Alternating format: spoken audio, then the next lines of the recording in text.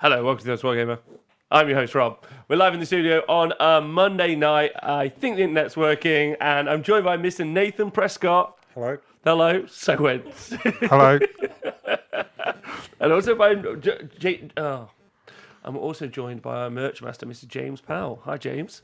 How's it going? Yeah, good. Thank you very much. Scriver in the chat says James. Hello to everyone live on Twitch. Obviously, hello to you too as well. Thank you to everyone on the Honest Wargamer Patreon. Thanks for joining us for the show.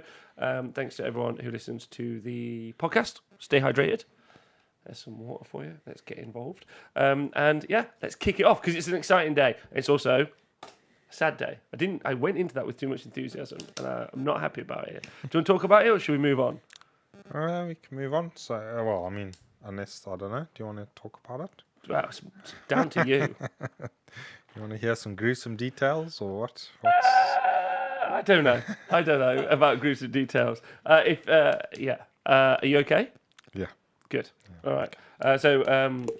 James, sorry about this, but for your first time on the show, that's not been a live event.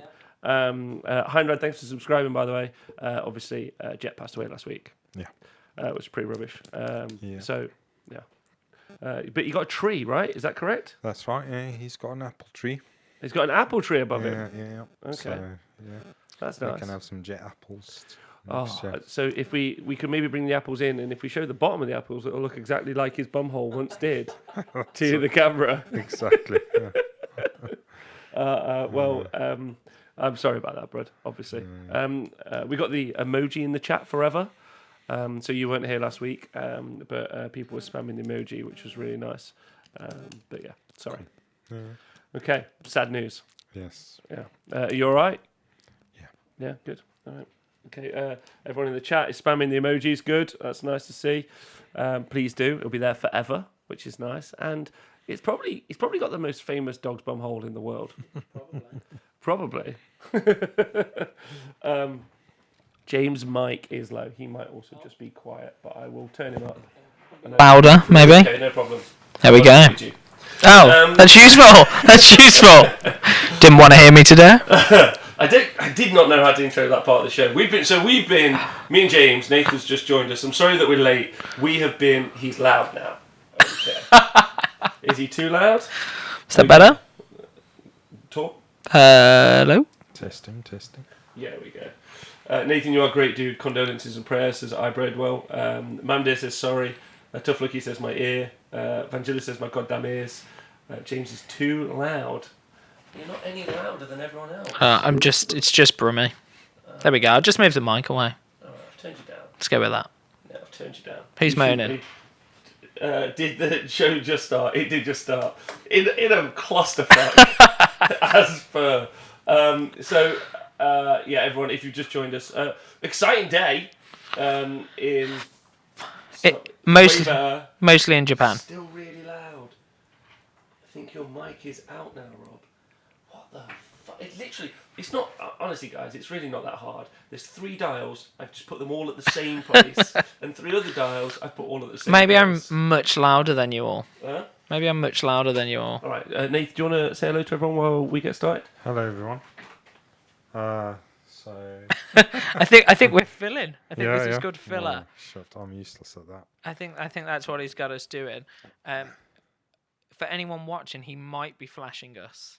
He might be fixing technical issues. We're not sure. It's that insignificant. Yeah, it doesn't matter. It's not important. Could be flashing, could be twiddling with the dial. Yeah. Who knows? See, normally I'm looking at a table of Warhammer when I talk. Right, if one of you in the chat could not be a dickhead, yeah, and just tell me the actual facts. Or just turn us down. Yeah, I'm not going to start the show until you've all... Right, the little green arrows say fine, yeah, so I think it's fine. There should be no issues, sounds better, both sound the same level, but everything is quiet now. Everyone is super quiet now. This is the content I crave. Don't trigger him. Don't trigger him. We've been translating Japanese points stressful. all day. Right, okay, so I can see on OBS that it's in the orange. Yeah, good. You two talk. Hello, testing. Orange. 1, 2, 3. Hello. You're quiet now. Oh, Talk. hello. How can you be any louder? I don't know. Right. Okay. We'll just go with that. Maybe everyone just Is it planned inst- to fucking punk me in the chat. Like, Maybe I'm paying them. I'm gonna start the recording again. Hello, welcome to the Small Gamer. This is the podcast version. Everyone on Twitch is a bastard. Right. Right. Okay, good. So, welcome to the show. Today is an exciting day because the Age of Sigmar. Well, what's happened? Fuck all. Some points changed by 20 points. So yeah, I think that's not as much. So yeah, in the past couple of hours, so we've been working pretty studiously.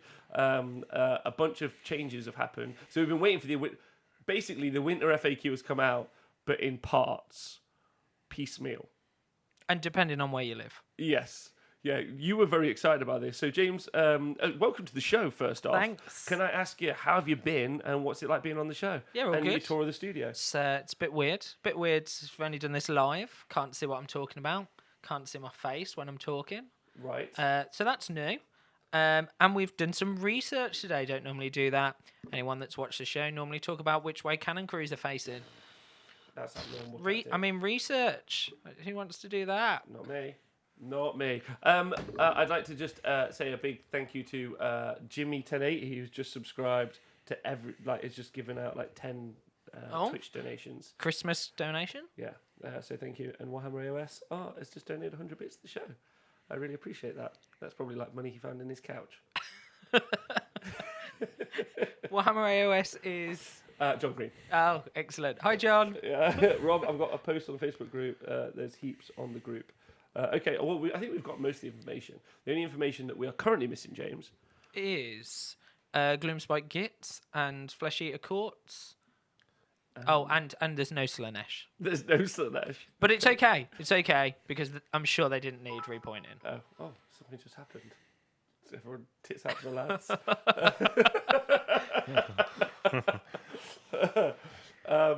Okay, all right.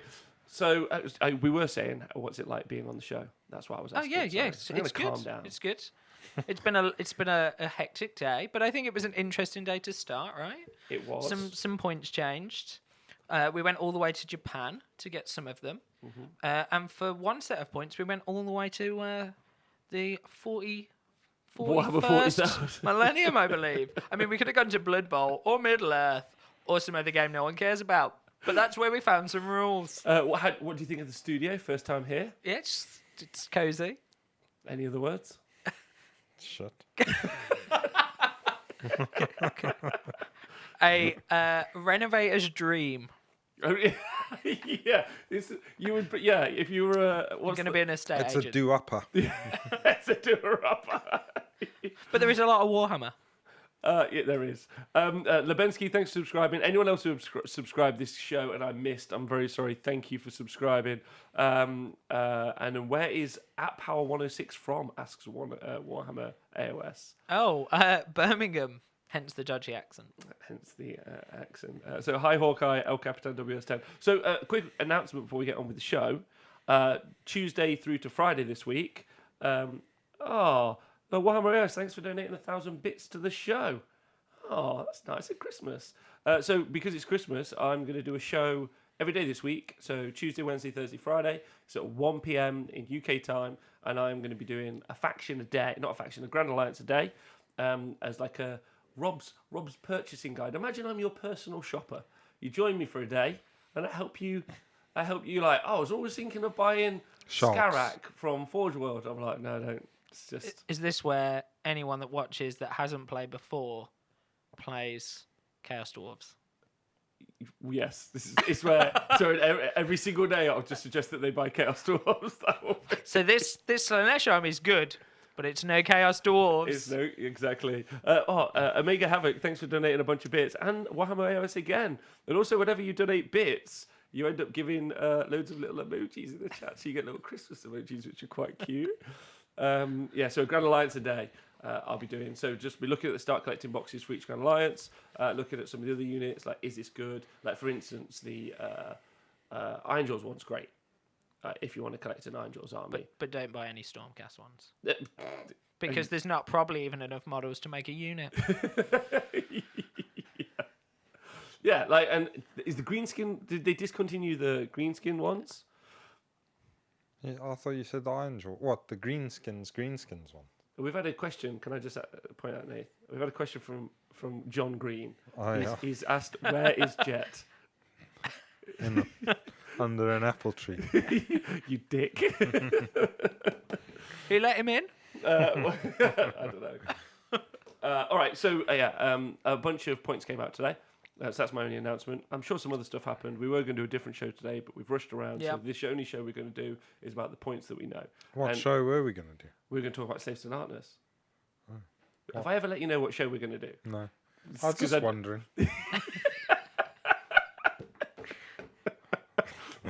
And yet he always presents better than you. I mean, who knew that?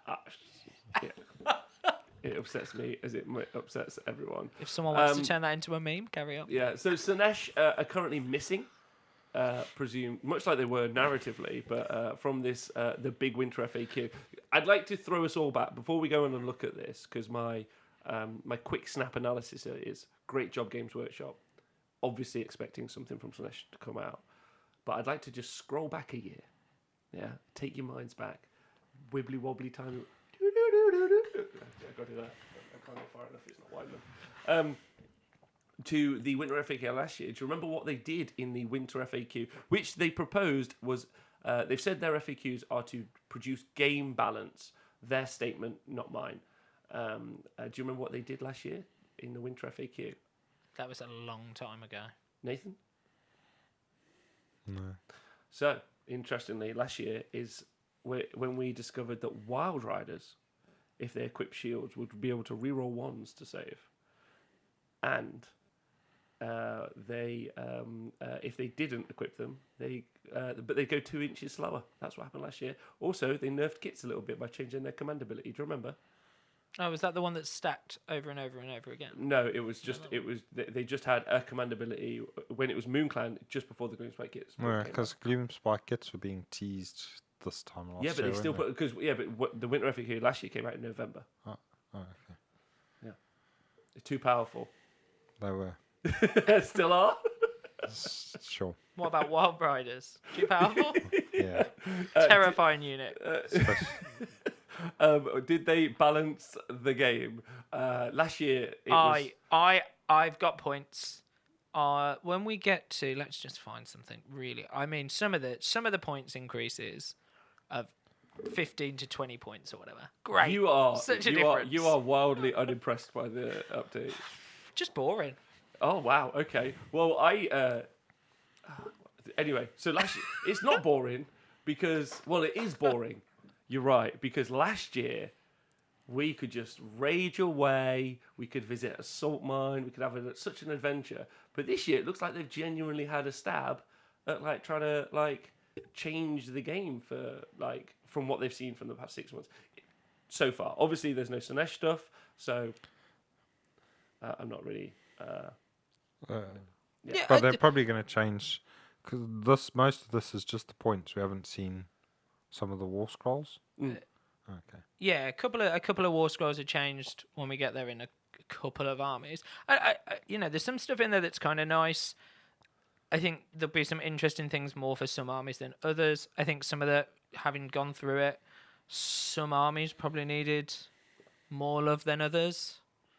But it's interesting enough, I guess. I shouldn't say flat boring. It's interesting enough. So one of the things that we're going to do, we're going to go through each of the changes as we've seen them. And I've made some little graphics for you guys so you can follow along at home. But one of the bits we looked at earlier, James, if this is right, is we looked at the armies, which if you go on the stats on the Honest Wargame website, you see any of the armies which currently are have their win rate lower than 50%. Yep. And some of those, so then we've taken out the ones that have been addressed or looked at in the game, in this update, and which ones did we have not been addressed? So our armies that still are below 50%. So we've got Cities of Sigmar, but obviously he's fairly new. Maybe still finding its punching grounds. Cadron Overlords. Who knows? Big Hat Dwarves, but again, that might go up when you force people to buy them this week. We don't need updating. We're actually fine and perfectly balanced as we are. At 44%. As deadly as ever. You can't update something that doesn't exist. Who even owns that army? Yeah. Who? No, That's Just okay. realistically, just like- while we're on the subject of Chaos Dwarves, with their abysmal win rate, there's only one person I know who plays them. So Well, actually, I'd like to say a big shout out to Simon Froley, who was helping me out earlier, a fellow Chaos Dwarf player, yeah, and Gabe and Flukes a lot, and all the other Chaos Dwarf players. Gabe from the Runex Wargaming, yeah. The Chaos Dwarf chat has been on fire recently. I remember specifically 3 weeks ago, one of us asked a question in there, yeah, and none of us replied. Yeah, it was flawless. It's perfect. Excellent. It's the best WhatsApp group out there. the community you want, if you're sick of notifications. And then the last two, so with a Seraphon, which So we're all pretty certain that Caradron, Seraphon, Zinch are all looking at updates yes, soonish. yeah. so Zeech is literally like 50.5%, I think. So it's holding on in there. And then the last one is More Tribes, your favourite book of the year. Yeah, more tribes and cities, both of them below that 50% win rate. Interestingly, if you're looking to the stat show listen to the stat show this week, you'll hear me talk about the fact that cities is one of those really interesting armies that is quite well represented. There's lots of builds, but it usually fits around the wins 2 or wins 3 at a tournament category. But there's a couple of builds that keep going like 4-1, 5-0. So there's definitely it's a bit like what we saw with the Beast of Chaos book. And interestingly, when we start talking about Beast of Chaos in a minute, a year ago, you know, they had a pretty low win rate, but there was one build, only one, played by one person that ever went 5-0, and it went 4-1 as well once. But that fellow was just a copycat of the other fellow, I think. Is that right? Yeah. Yeah, spawn. All right. Spartan. So Seraphon being missing, we think they're being updated. Yep. KO, we think they're being updated. Yep. But Cities of Sigmar and the More Tribes, pretty low. I think there's another problem with cities as well, isn't there?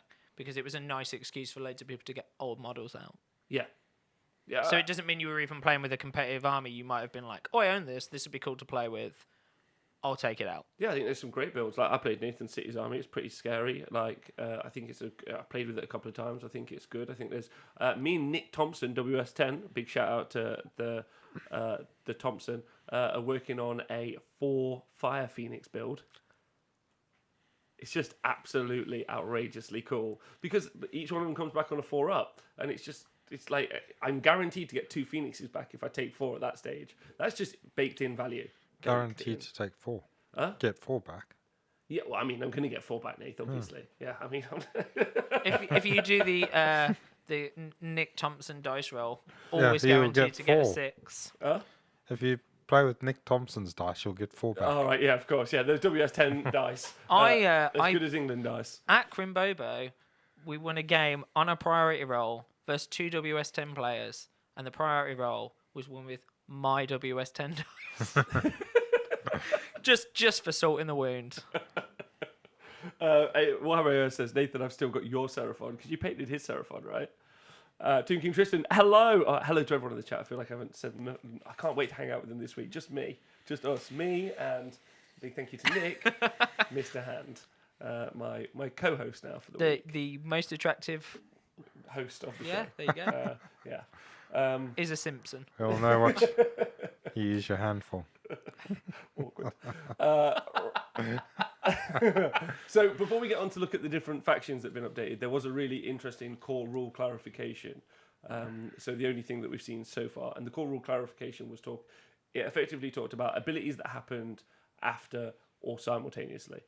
Yeah. Okay. Time to get a bit techie, but it's really interesting. And it's exactly how we played it before. Basically, if an ability happens after, this is normally talking about combat phase stuff, but sometimes it applies in other situations. If an ability happens after, which would mean that 2 rules apply. So, for example, in the combat phase, I've been locusted by a Slanesh unit, hopefully on a 5+, but let's say it's a 2 at the minute, right?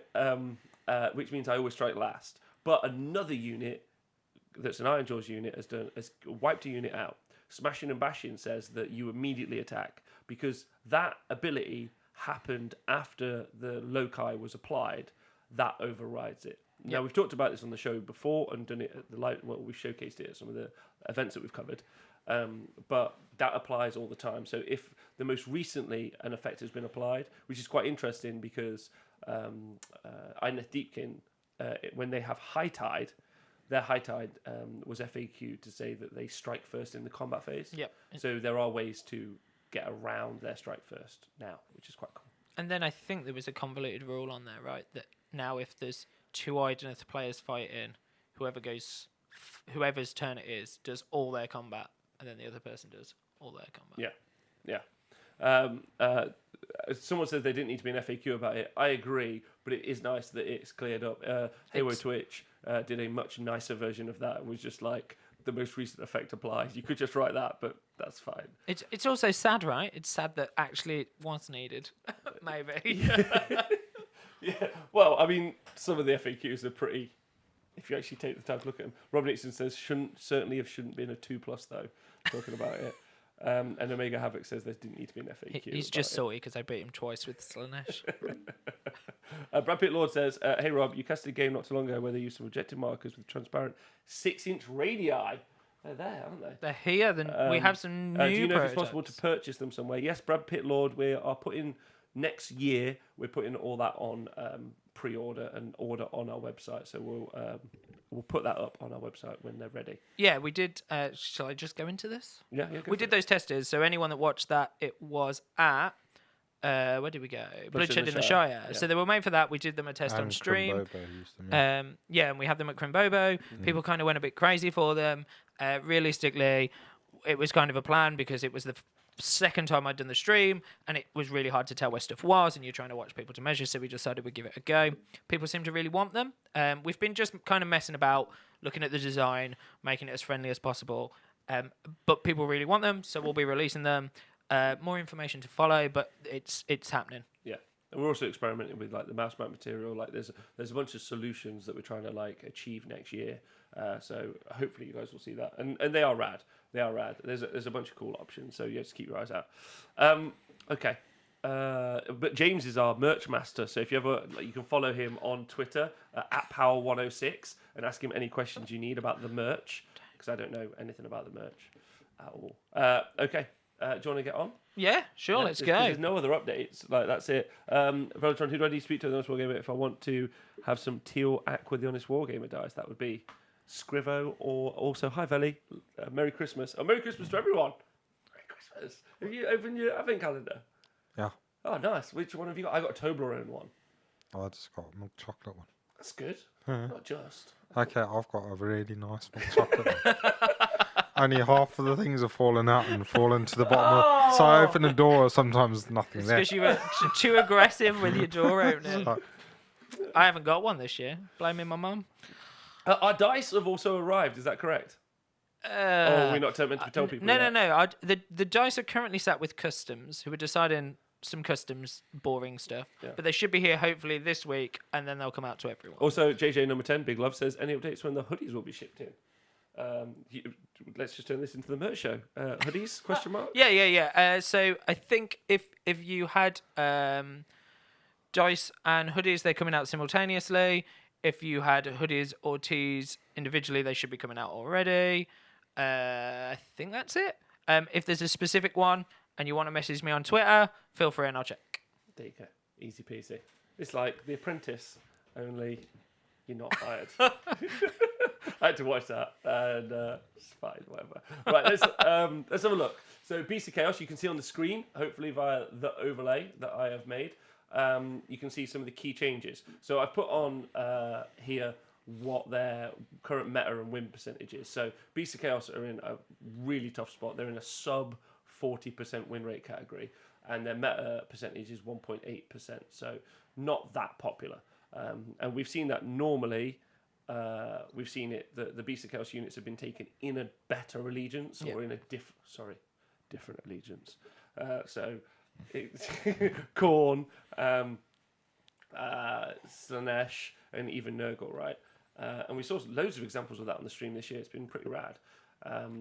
So they obviously needed some help, and they decided to change some points up. So the Cygor was 180 points. And has now gone down to 140 points. It's a pretty big reduction. Yeah. It's still a Cygor. It's still like one shot. They're great. They look great. They eat some spells. I'm not sure it's the unit. They're fine. Yes.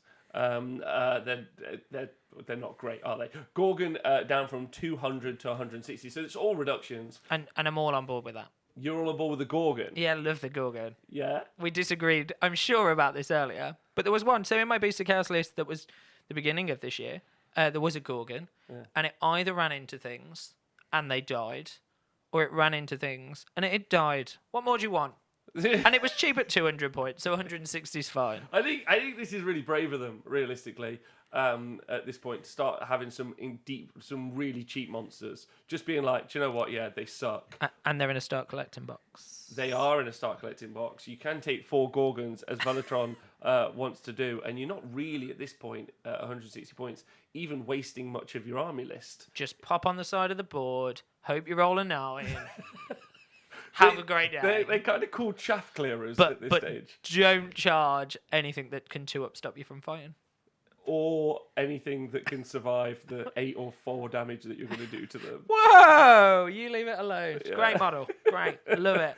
Nathan, are you excited about there being maybe more Gorgons on the board? 140 points. I doubt there'll still be any Cygors ever. Yeah, same points as my Gargant now. So yeah, we can have Gorgon Gargant. Gorgon and a Gorgon fight. Yeah. There you So go. if there's anyone out there who's running 4 Gorgons against Nathan, how many giants do you have? 2? 2 now. Yeah. 2 Gorgons. Or could your giants have 2 Gorgons each? Yeah, they could easily take 2 Gorgons each. All right, okay.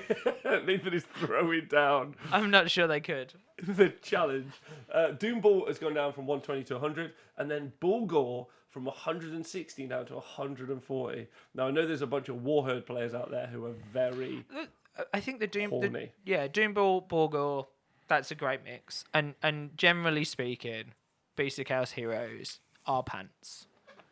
So the Doomball going down a bit's good. Yes.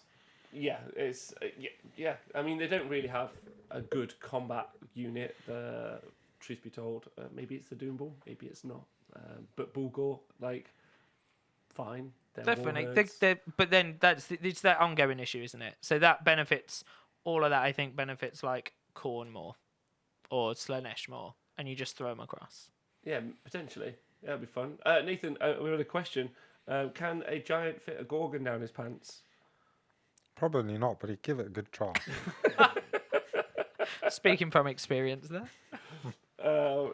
And says, I went 2-3 last Bobo with 4 Cygor, so the only way is up. Can't agree with you more. You can probably get one more. Oh, no, because they're big. Yeah, You they're can't big. get one more in. No, you can't get no biggers. But you can get more stuff in around them. You can. So overall, Beast of Chaos, what do you think about the changes? Everyone in the Twitch chat and you two. And I think it's better. I still think people will just play them in other allegiances of Chaos. Well, I think these are the units that weren't being taken, right? Which I think is good. But as to overall bring the... What's nice about this is they've looked at the internal balance of the army and they go, well, actually, maybe you'll take a Gorgon instead of maybe Bestigor, but you won't. But, they've looked at it and they've gone, these are the rubbish units, let's change them. But they haven't changed the units which are quite effective in other allegiances. So Yeah. maybe quite a nuanced decision. I think, hopefully, if we see some people play them, who doesn't want to see some cows on a table? Exactly. Great. And like Meermouse is saying in the chat, hi Mark, he says, I still think we see Enlightened spam, but now I want 4 Cygor to prove you all wrong. And then Under Ben asks a great question. Number 1, why aren't Bloodthirsters cheaper? But secondly, how much gore can Gorgon gorge on? 12. Done. Answered. Oh, and why aren't Bloodthirsters cheaper? I'd write to Games Workshop. Don't know anything about that. Killer Cabbage makes a great point. He says Doomball gives Slanesh 7 out of 7 or 14 depravity points, depending on how you look There at you it. go. So, Cheap. cheap. It's half a keeper of secrets or Right, something. next up, Daughters of Cain. They've got a 60% win rate. They're 3% of the meta. They, by the way, haven't dropped below 60% in 2 years. Okay? But it's about to change. I mean, look at that list change and this. the points, the points changes are pretty big. The Avatar of KHAINE has got cheaper, and the Bloodstalkers have got, which is the snake ladies with spears, have gone from 140 to 120, which Nick will be super happy about because he has like 40 of them. There you go. Yeah. 18. Could someone remind me how you obtain an Avatar of KHAINE? You buy the Cauldron of Blood. Oh, that sounds cheap. And you snap it off the top. Yeah, you buy. And then when you don't build it with the altar, what do you build instead? what is That the model Cauldron of Blood? Yeah, but that's with the Avatar on, No, isn't it? no, it's the Yeah, because then it's the Bloodrack Shrine or Blood whatever. Rack Shrine. Yes. And of how many course. Bloodrack Shrines do you see? Well, listen, not as many as you would want. I don't think. So maybe they need to sell some more Avatars of KHAINE. Yeah. And the whole kit. I mean, it's a great kit. You get an Avatar of KHAINE, you get a Medusa, you get it's pretty cool. A great kit, cool, and I think like the Daughters of KHAINE book and the Avatar of KHAINE, the rules are cool, the idea is cool, but it's not gonna change how people play an army with a 60% win rate. No. And what's interesting about that, and we asked this question 1 year ago. Now, there might be some more FAQs or some erratas that we've seen, but we would have expected, an anonymous cheerer, thanks for donating 100 bits. That's nice. That's never happened before. There you go. No one's ever done that. They don't want to know who you are. Don't want you to know. It hasn't changed the shape of the army. You're still going to see Witch Elf hordes or Sisters of Slaughter hordes. There's still going to be Hagnar, so there's no difference there. So currently, again, another update. Haven't changed how the army will play. Have possibly made some other units viable for fun. The only thing I guess that is worth pointing out is we might have missed the errata because the Daughters of KHAINE came all the way from Japan. Yes, this is one of our. We had to translate this from Japan. So yeah, and we also had to translate the IDONETH DEEPKIN one, which for like a fish eel army to come from Japan was very hentai. It was Cool. yeah. Mimau says I'd like to charge for sub factions, i.e. attacks on Hagnar. I agree. I think we're going to do a show on that at some point. Scriver says the Japanese knee stabbing gang. There you go. So Nathan, you got any thoughts on that? Not going to change how they play? No, I mean, you might see Bloodstalkers again. They were pretty popular. They were. At the beginning. And then it's sort of gone back to more witches and sisters. So, yeah, we might see some stalkers again. They're pretty good. So, yeah. They are very good. Bloodstalkers are very scary. What we haven't seen there, most importantly, is we haven't seen anything to affect the Daughters of KHAINE win rate. It's not going to get any worse, or they've still got the same tools that they had previously. Yeah, I mean, it's just the meta has changed around them. I mean, if, like you're saying, the Hagnar, but there's a possibility if the shooting... Oh, the Stalkers are bows, the bow versions. Oh, okay. Thank Well, you, definitely never seen them. Never seen them in my life. So, I once used 5 in a 1,000-point doubles list. How were they? Well, they were really good until they FAQ'd that they're shooting in the... Well, until I realised that they get... On a 6, they get a mortal wound, I think, instead of damage, which doesn't work if Marathi makes them shoot in the hero phase, which means they're kind of rubbish. But great, they look great, and that's the annoying part. Right? They do look great, but you're not going to see them change. yeah, I doubt you'll see those. Then, Okay, so Daughters of KHAINE remain unchanged for year 2. Yep. Just FYI, last year they were at a 76% win rate There you go. going into the winter FAQ, and they changed 0. Well, they've lost 16% They over have. a year. That There you is- go, they're coming down slowly. Now, next up, Blades of KHORNE. The third most popular army in the game, behind Stormcast and Skaven, of all things. And so 8% of the meta nearly. Their win rate, though, settled around that 50% mark. And they decided, as far as I've seen now, there might be more changes than what we've seen with Blades of KHORNE. Yep. But what we've seen so far is that the Bloodbound Warhorde is gone from 150 points down to 110. But Gore Chosen... oh no, the internet's gone. We'll keep recording and we'll carry on. Okay. But Gore Chosen has gone from 110 up to 160. Nath, you got some thoughts about KHORNE? Well, Chosen's the one you always saw. You always seen Gore Chosen and Tyrants, wasn't it? Yeah, Gore Chosen and Gore Tyrants. Chosen's the ones that extends the range of the Blood Scraters thing, isn't it? Yeah, cause, Yeah. and I then think, yeah. and you always used to see Gore Pilgrims, but Oh, Gore Pilgrims. Actually, yeah, I think you're right. Not Yeah, Gore not Chosen. Gore So I Chosen. don't know. No. No thoughts at all. Sorry. But what's interesting is we haven't seen Bloodthirsters come down. no. We haven't seen a lot of the Mortal Khorne units come down in points. It would have been cool to have maybe seen I don't know, any of it come down maybe a little bit, I think. And some of the Forge World monsters, again, because it's still really early, we haven't seen some of those elements. Like maybe the Forge Worlds are going to get an updated FAQ later or tomorrow, in which case we'll cover that. And we might have seen things like Skarak or the big Khorne Dragon come down in points. I mean, it could be 400 and people still wouldn't take it It could be. because Agreed. it's so expensive. Oh, what, the Khorne Dragon? Yeah. No, it's fantastic. No, to buy. With Oh, to real buy. money. Buy. Oh, yeah, but And- Rodrigo would take it. Adepticon 4-1 last year with the Khorne Dragon before the new Khorne book. There you go. Don't stop him now. He's having a great time. It's a great model, just huge and expensive, and comes on a base that no one makes. A triangular. No, it's not triangular. That's 40k. Okay, so Khorne, no real changes and sat at that lovely 50% win rate. Maybe they didn't need any changes. Nath, you're pretty convinced that they're an amazing army. No, I think they're pretty good. I don't think Bloodthirsters need to come down. I think they're great. Okay. So Okay. Yeah. All right. Cool. So I we'll see. For me, I don't think that they needed. Do I think they needed some? I think they could have put some stuff in there. yeah, I mean, you could have changed some of the stuff that you don't see, but I still think the other problem with Khorne is they were in like a start collecting box, weren't they? Because they were in the main They're box. in all the start collecting boxes. Yeah. So I think that's the other problem. So those Stormcasts, some of those ones with a huge amount of people playing them, also means that you probably have newer players playing them, as well as the people that know what they're doing. So that's got to affect your win rate somewhere. Yeah. Yeah. I personally think that they need to look at the mortal units quite a lot. And bring those into balance, a bit like we've seen with some of the units so far. But Maybe the thought was that with Slaves to Darkness and those mortal units being adjusted, people will. But Port Velatron those makes a people. really good point.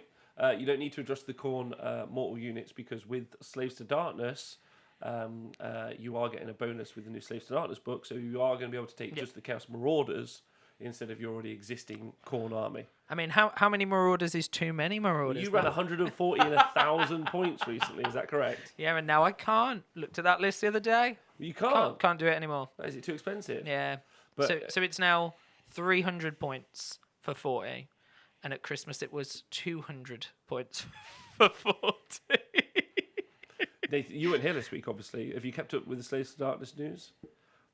So Chaos Warriors, not as good as Marauders. Chaos Knights, not as good as Marauders. Marauders, better than most things in the book. yeah. Apart from maybe Nurgle Demon Princes and Khorne Demon Princes and Be'lakor. Nurgle Demon Prince is genuinely terrifying. You could just put a Nurgle Demon Prince behind a unit of 40 Marauders. You charge the Marauders, you activate his command ability, nothing the opponent can do about it, and you'll take a mortal wound pretty much for every one of the guys that you kill. It's bonkers. Yeah, so it's like that bloody Plague Touch Warband thing. Exactly like that. Only you don't have to do anything apart from just have 40 Marauders that that's it. Who doesn't want 40 Marauders? Yeah. That's what I want to know. But yeah, it's pretty scary. Yeah, Bloodletters are poor, one attack. Yeah, if you compare them to any other units in the game, they're pretty phenomenal at this stage, which is exciting. Anyway, so next up, Fyreslayers. But it's a good point, Velatron. Thank you very much. So Fyreslayers, we've seen that the Volkite Berserkers have gone down to 140 points, but that's not on our update. But the big change that we've seen on this army is that Hearthguard Berserker unit, which used to take in big blocks of 30, is now capped at 20. You got any thoughts, Nath? I know you're a big fan of the Fyreslayers. Yeah, I mean, I think people were struggling to shift the 30, weren't they? So I think 20 are still going to be a bit of a threat, but you can get rid of them eventually. So yeah, it's going to be easier to play against them. Yeah, absolutely. Yeah. So yeah. it's a bit of a nerf to them, but I still think they'll be fine. Yeah, I think that it's a fine. big change, and I think it's a good change that was needed. I think they've done some really nice balancing, and this is a nerf. Some really nice balancing in this update with just changing unit size caps.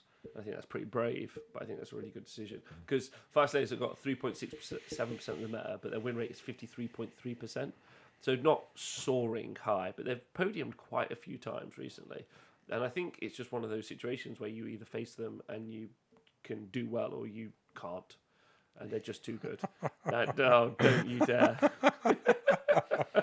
You either face them and you win, or you face them and you lose. It's one or the other. Oh, okay. That's when you alright. play this game. You can Alright. either win the game. Fuck you, Bear. I still just they're just boring. I'm just not a fan. I think they're boring. And that game where we had to look at them, I can't tell any of them apart from the guy from Kingdom Hearts. The FYRESLAYERS. Yeah. Racists. The guy from Kingdom Heart, and I'm done. So, talking about FYRESLAYERS and dwarves for a moment, and thank you to Reflex Dog Training Painting for subscribing. Have you seen the new Grombrindle model that's out? Yeah, I have. Nathan Prescott, what was that emotional reaction about? Tell me how you feel. Not a fan. You're not a fan? Personally, no. Why? Covered in springs and things. It's just like, He's an electrician. yeah. Not a fan of electricians. Okay, there we go. Heard it here first, ladies and gentlemen. You might have a tiny bit. Cheers, bro. Bing Marine, thanks for subscribing. And Reflex Dog Training, thanks for subscribing as well. So it's a pretty cool nerf.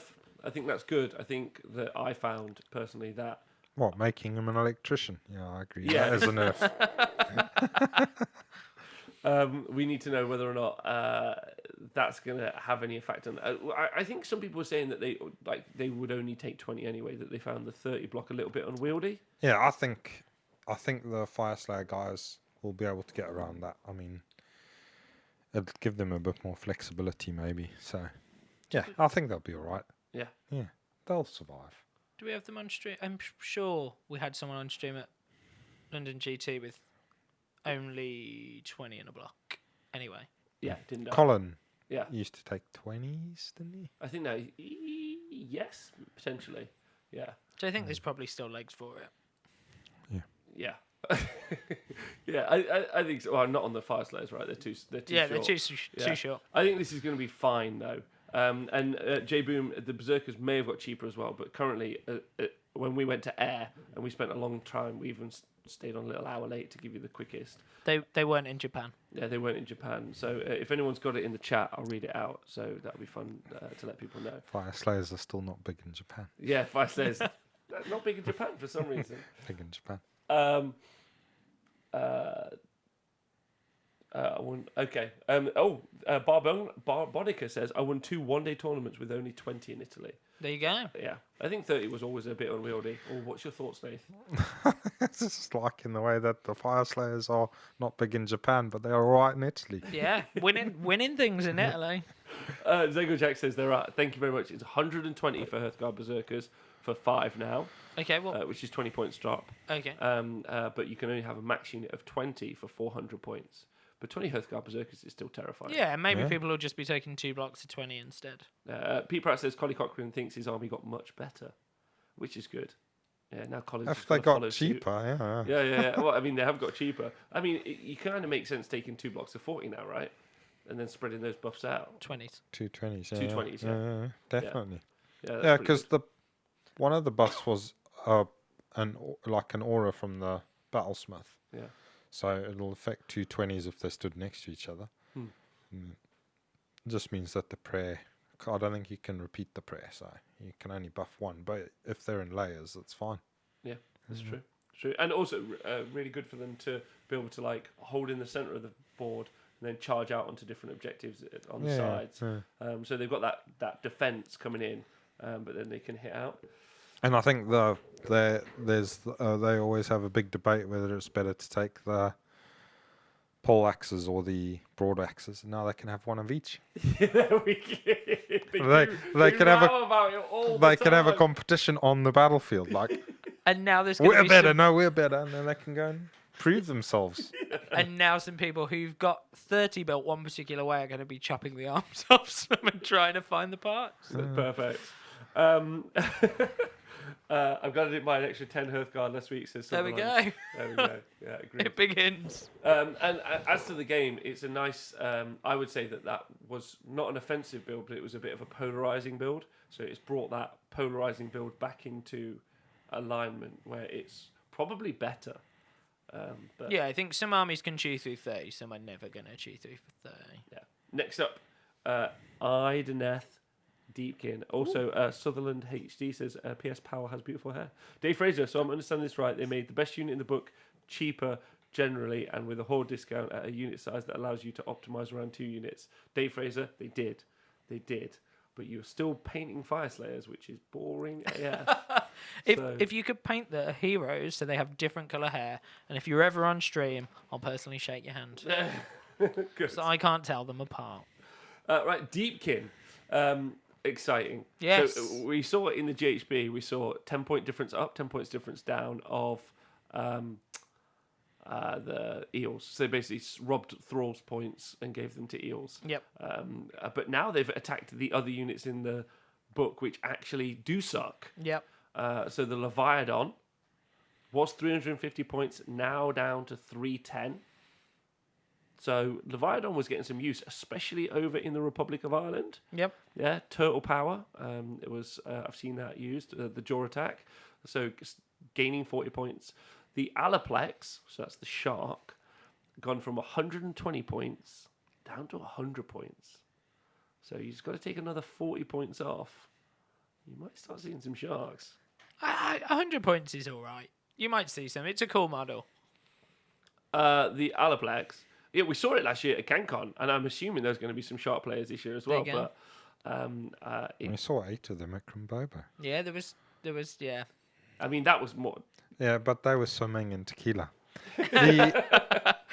But I mean, if he had 8 of them, he saved himself 8 times 20, like Yeah, it's a lot of 160 points. points that he saved himself. All right, so I just want to say Top of the thank you shelf. to everyone in the chat who's pointing something out. So the aspect of the sea didn't go down to 310 points. It's 420 points is what he was, and he's gone down to 380. So let's make a little note of that. I'm sorry, we were translating that from a Japanese website. So I don't want Mr. Hand. Mr. Hand. Right on your real hand. Yeah, that's good. 380 for the sea. Okay, good. So, yeah, the aspect of the sea. So the 2 Eidolons went down. I was actually really impressed by that. The aspect of the sea going from 410 to 310, but he didn't. He went down to 380. And then the aspect of the storm went from 400 to 360. So again... 10% drops, aren't they? So it's not enough, man. We said this. Yeah, We said this I in the guess faction reactions for the But it's GHB. quite a big drop, though, 40 points. It is, but like... Just shows how badly out they were originally then. Yeah, because they came in originally like nearly at 500, right? When the book dropped. Yeah. They should just be, I've said this before, they should be around the 300 mark. Maybe even lower than 300. It's even worse, I think, because Well, how do they compare up against like a Vermin Lord? Comparable to a Vermin Lord, around the Yeah, 300 so it point should mark. be the same. Not as survivable as a Vermin Lord, though, because the Vermin Lord's got the 5+ DPR. And then you don't have anywhere near as many intrinsic buffs inside the IDONETH book itself to benefit the aspect of the storm or the aspect of the sea. Like, Well, you can't shoot them. Or, Yeah. And I guess they've got the way strikes first. They've got all the tides, haven't they? yeah, but if you Which compare are it to... quite decent. It's good, but if you compare it to other combat monsters, Yeah, it's not up there. Yeah. So, I think it's not enough of a points difference, personally. What do you think? Yeah, another year or so would be fine. it's a shame. They're pretty models. It would be nice to see some on a table. Yeah, and Dave Fraser makes a really good point. Doesn't matter how they compare to a Vermin Lord, how do they compare to 6 Eels? Or, arguably, you're actually getting close to... I think you're getting close to 9 Eels. Maybe not. Maybe that math's really bad. But yeah, it's comparable to 6 Eels, which is not even close. So internally, it's still not balanced Yeah, enough. definitely. Is the Leviathan a chariot, though? Great question, JJ. It's not got wheels, so no, it's not a chariot. Is it an underwater chariot? No, chariots are very specific. 2 wheels, and are pulled by something. That's how you know it's a chariot. What about that Sky Cutter, that model that doesn't exist? No wheels. We did an entire show on this, James. An entire show. Do you know what? Nathan will tell you what the best chariot in Age of Sigmar is. Wolf chariot. Wrong.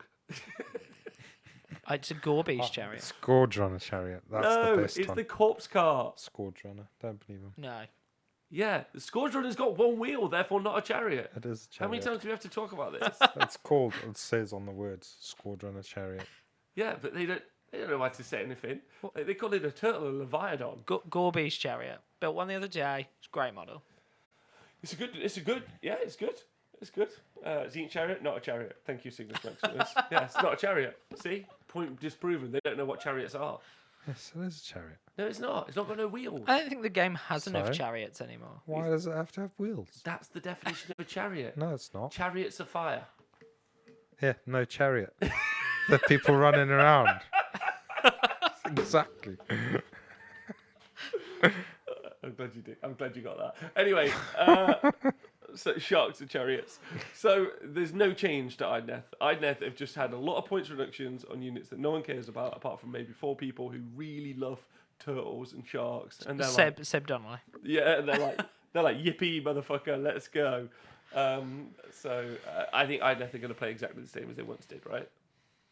Probably. Yeah. I think the problem is, isn't it, what you've just said, is are you going to take an aspect over 6 eels? If you want to place an event. Yeah. And you're not. Warhammer AOS, that's a great question. What have chariots ever done for us? Got us from A to B. When? When did we ride on chariots? When we wanted to go from A to B. There's some in Ben-Hur. That's a good film. They've got 4 wheels, so not chariots. Right, so What Ben-Hur is he watching? Don't know. It's not my Ben-Hur. Some. firstly, I find it hard to choose between IDONETH and Caradron as the nicest model rangers, says the Irish Chin, who's a gorgeous man. IDONETH are fantastic. It's just like, why wouldn't you want? I think about this a lot. Not a lot. Every day. Here we go. I'm not gonna. Do you know what? I'm not gonna finish the sentence. No. No. We're not continuing this stream until you finish the sentence. I'd like the Twitch chat to force him. Okay. My thoughts are. I don't think about it every day. Okay. But I think, why doesn't the guy who does the points, or the guys do the points, think, what would, like, if I was watching a guy play with, like, some aspects of the sea, which are incredible models, Yep. or a turtle, I'd be like, I want them to see use on the tabletop, because if someone sees them, like, because this is what I always think about. I think, you know, when you're carrying your army around in your box, and you go to the pub, and then people come over to you, and they go, what is that in that box? And then you go, these are my 18 eels. They go, oh, it's pretty boring. Because you try to just explain the difference between your offensive eels and defensive eels. Down the pub. Yeah, down the pub. They're like, oh, I don't really get it. But if I show them a turtle, and then I show them my seamen, if I show the men at the pub my seamen, then... Some men of the sea. It's Steve Dooley in chat. He's a man of the sea. Exactly. And then they'll go, right, I get you. I get why this is such a great game. I say that's quite funny. So our club, Scribes of War, is in a sports club, and occasionally, sometimes after cricket in the summer, people come over and start like pointing at your models. Like, oh, what's that do? Like, we don't have time for this. Well, so exactly. Would you not want to at least have one like wave guy and then a turtle, Yeah, and then because be you're like, oh, this guy looks good, and you're like, he's not, but he looks nice. exactly, They're done. exactly. Nath, thoughts? I don't think No. Dave knew what he was in for when I turned up tonight, did he? No. No. Mr. T says, why are you showing your turtles semen in the pub? It's a great question. That might get you beat up. So that might get you barred. So are you saying anyway? All right. So fine. IDONETH, you're just going to play eels again for another fucking year, apparently. One day we'll see a turtle. One day. Just make them 240 How many points are the eels? 160 for the offensive eels. Yeah, and the defensive eels are whatever they are. Who cares? Maybe one. They might be 170 actually. They might be. Okay. All right, Scrivo. Yeah, apparently I say Nathan thoughts a lot. whatever. Right, Maggotkin and Nurgle. This is pretty huge. Yes. This is quite an old book. And so there's been some big things happen to this. The most important one was that the most of the abilities that proc on 6s, so specifically the Blight Kings, the Lord of Plagues, the Puskor Blight Lords. Yep, that's your lot. Any 6s to hit now, like flat 6s to hit, you'll generate D6 hits. Yep. So that's a huge change. Yep. Yeah. Yeah. Well, obviously they used to be able to make them better, didn't they? But now no one can make them worse. So it just makes them fine. Because you used to be able to make that ability not work if you made them -1 to hit. Oh, I haven't put some of the points across. Sorry, gents. Someone copied them over. Damn it. Anyway, sorry. I tried hard. We've been pretty quick. I'll try and make it work. So yeah, good point, Pete. Blades of Putrefaction is still obviously a 6+, so that's not an unmodified 6. Yep. But Blight Kings just themselves will work, and they were pretty good beforehand. But they had obvious problems in that any minuses to hit, their main ability was gone. Yep. Do you think we're going to see a rise in Blight Kings being taken now? Oh, Chumphammer, thanks for subscribing. I think maybe with the what we'll get to in a minute, with some of those battalions coming down, maybe. I still think they're really expensive. What, the Blight Kings. What? Blight Kings aren't? Blight Kings are great. So anyway, as the guys in the chat are saying, the Thricefold Befoulment has gone from 120 points down to 60 points. Yep. Nice to have friends who are playtesters. The Taliban of Nurgle has gone from 220 points down to 160. The Blessed Sons from 100 down to 40. Nurgle's Menagerie from 240 to 180. The Magnificent Wanderers 100 down to 40. And then a bunch of other changes. Affliction Cyst, Blight Cyst, and the Plague Cyst all reduced as well from 200 down to 140. So they didn't get any unit points reductions, but they did get big battalion points reductions. So we hadn't talked about this. Maggotkin and Nurgle represent 3.2% of the meta, but they only have a win rate. Anonymous Cheerer, thanks for donating 100 bits. It just keeps doing it. It's Just to confuse little you. creepy ghost. I don't even know who it is. It's Nighthorn. But it's got a win rate of 41%, so they are at the very bottom end of any good. And arguably it's because they've been a pretty defensive army. You normally see the either blocks of Plague Bearers, if you will, or you used to see Blight Kings going forward, or the Thricefold Befoulment were some of the builds that you saw people trying to use to fight people. With that points reduction on the battalions and not on the units, do you think that's going to make any difference? Twitch chat and Nathan. Yeah, I mean, there's some pretty serious points drops on the battalions, aren't there? So, yeah, I expect we'll see some of those. Exactly. Well, and Dave Fraser makes a More really good of point. them. The other big thing to think about is we've just had the Slaves to Darkness book, and in there, the Nurgle Demon Prince, with He's his pretty tasty, isn't he? amazing command ability, is now just like just his inclusion in the book has significantly improved the Nurgle army, I think. But then, yeah, you have to lean into the Slaves to Darkness units, as Pete's saying in the And chat. some of the Marauder guys that you're talking about. But they could be a battle line in the army. Yeah. So that's good. And then you can use the other units for... Yeah, so you can still take the Blight Kings. So Blight King, they look decent. I mean, because some of those, the Blight Sisters are Blight King one, isn't it? So yeah, that drops good enough, I reckon, to be able to. You might see a few Blight Sisters. I think just the ability change, just the flat 6s to hit Oh, against D6. You're now going to see, because they're pretty terrifying, the Blight Kings.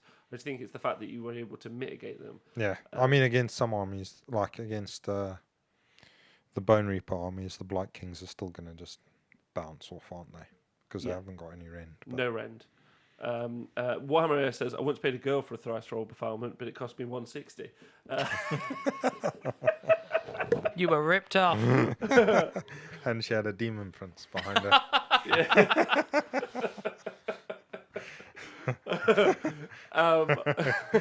So I think that's a huge boost to Nurgle.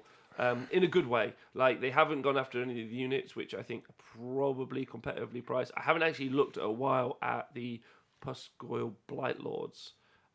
They were always a little bit too expensive, I thought. So they're the Blight Kings on top of the Plague Drones. But, you know, it's pretty rad that the battalions have come down a little bit. And I got a big shout out to my friend Jonathan Atland, who loves Nurgle's Menagerie, his absolute favourite. So having that become a little bit cheaper so he can take his Beasts of Chaos. If only they were to get cheaper, that would be good. Nice plug for Scribes of War there. A great club with great guys. And also there's James Powell. Is that correct? Did you just plug that? A small plug, yeah. Talked about the club. Okay, talk about that if you want. Nathan, are we selling out to the Scribes of War? Is that our next? Yeah, why not? Alright, you're not selling out. Just talking. So anyone got any final thoughts on Nurgle before we move on? No, like you say, it's Slaves to Darkness. You can use some of those things in under all of the gods. So yeah, interesting. So the changes are. Barbonica's asking where can you find the changes. We're waiting. Some of the changes have come out in just random locations. The Azir app, and like it's just been. Yeah, some are on the UK errata page, but you have to organise it by Z to A to find them. The Nurgle one only comes up if you organise it by something else and then reorganise it by recently added. Deepkin, Legions, and Daughters, I think, are only in Japanese. But if you've got a copy of the General's Handbook, you can also cross-reference them. Some of the points we've got by comparing from the General's Handbook to Azir. And then the Skaven one, although I think it had gone last time we checked, only comes up or only came up on mobile if you were in 40k, Blood Bowl, Middle Earth, or Horus Heresy, but not in Sigmar. I think that was our pile. Yeah, that was the pile. That's where it came from. Okay. It's like Tomb Raider. Next up, Nighthaunt. Meta 2.9% of the meta. Win rate 43%. Not doing very well. So they need some help. So they decided to make Lady Alinda 20 points cheaper, the Black Coach 40 points cheaper. About that, and then Kurdos 20 points cheaper from 280 to 180. Got any thoughts? All that army is way better in Legion of Grief. So yeah, but those three models are only Nighthaunt, aren't they? So they've reduced the only specific Nighthaunt models. Mm-hmm. Again, nice models. Can you take those in Legion of Grief? No, I don't think so. I think Should be able to. The coach, definitely. yeah, you can take the coach. Okay. And Alinda, isn't she? She's She's the Mortarch of the Legion of Grief. Oh, I'm wrong then. Yeah, absolutely. Okay. Yeah, you can take Alinda as the Mortarch. Was it bring your kids to work at Games Workshop today? They just said.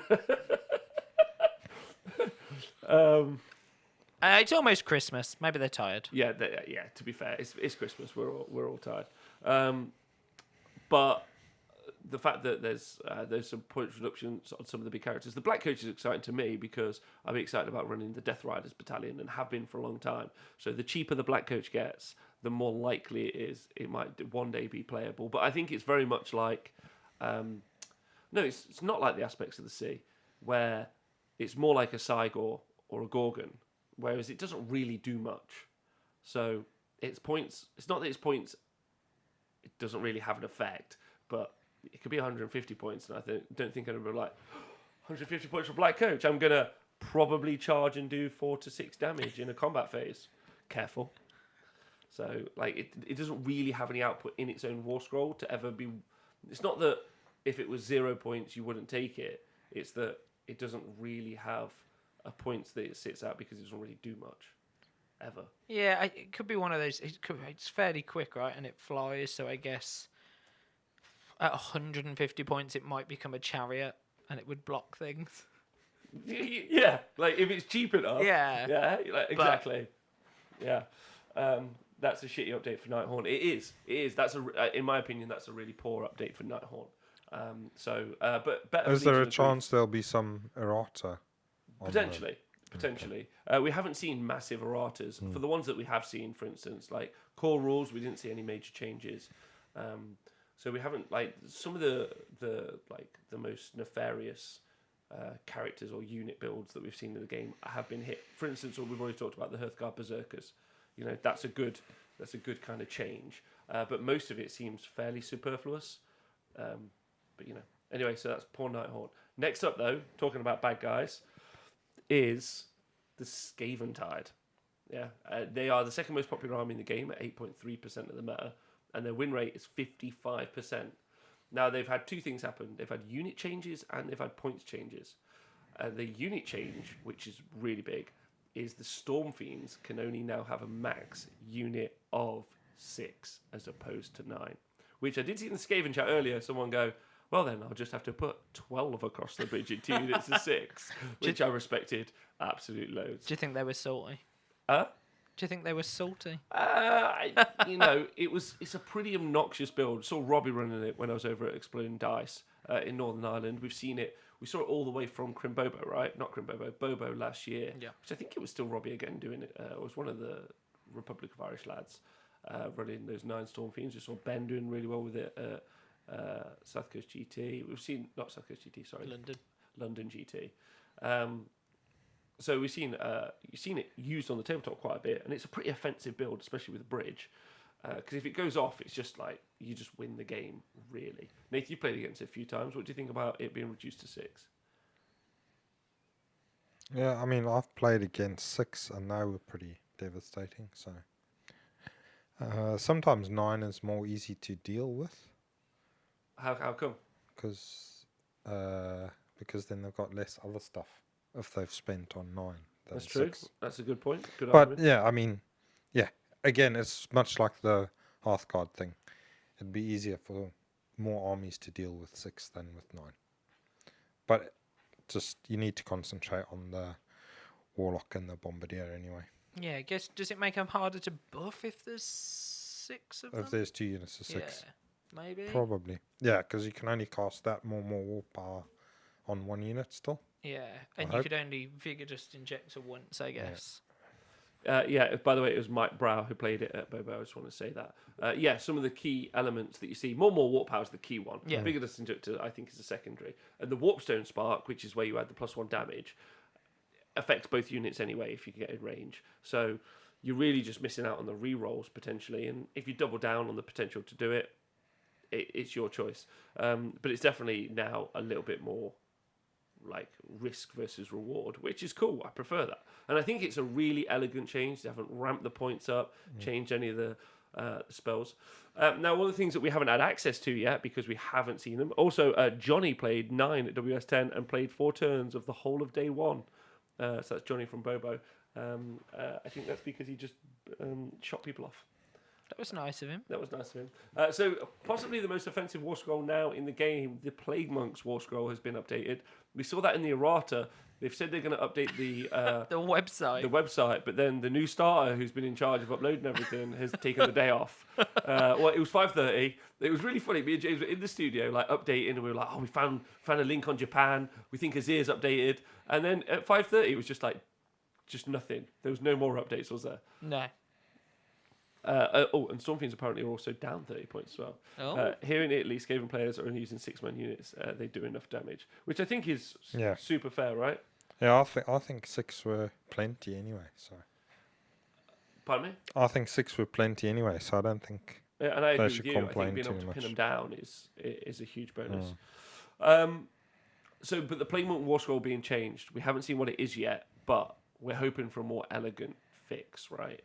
Not as many dice, or if there are as many dice, because there are examples of that many dice being rollable already. Yep. Just having a better. I think so. In fact, I played some yesterday. I think more as someone who is newer to the game or hadn't seen Play Monks, it would be nice to have a more consistent war scroll than someone kind of going, "Oh, I rolled 6 here, so now you're saving these, and these ones are -1, but these ones are double damage." Or these are no rem but 2 damage, and these are no rem but 1 damage. There's a lot to kind of get your head around. And I think if you're used to the game and you've played Monks loads of times, you just kind of go, you roll your dice, you tell me when to save. But if you're newer to the game, so let's say you go to your first event, let's say you go to Bobo, it's your first event, game 1, you get 80 Plague Monks, and someone then proceeds to be like, now you need to save these, and these are -1 but 1 damage, and these are -1 but 2 damage, and these are no rem but 1 damage, and these are no rem but 2. It's a confusing... Also, then if you kill them, they hit you back. Yeah, well, yeah, I wouldn't say cast on, but there's just a lot to kind of take into your head, right? Yeah, it is, you're right. And ultimately, I think one of the things that slowed the game down the most, obviously Daughters of Cain players, I think, have improved their kind of like dice rolling general skills. Everything right? Yeah, I was just looking at the Plague Monk Wastrel. Have you seen Has it it now? changed? No, it's still the same. Still the same. That's what I was doing too. That new starter. So Plague Monk War Scroll and Storm Fiend changed. The other things we've seen is the Warlock Bombardier has gone from 100 points to 120 points, but him and the Arch Warlock have had an amazing update. You're able to cast Warp Lightning Storm as many times as you have Warlocks on the table to try and cast it. It's the first example we've seen outside of Nagash of multicasting. Oh no, sorry, that's not true. You also get it from Soul Guide on the Bone Shaper, not the Bone Shaper, the Soul. So the Soul guy Mason. that looks like Krang. No, that is the Bone Shaper, but it's the Soul Mason who Okay. does it. So the ability to cast the same spell more than once in a hero phase.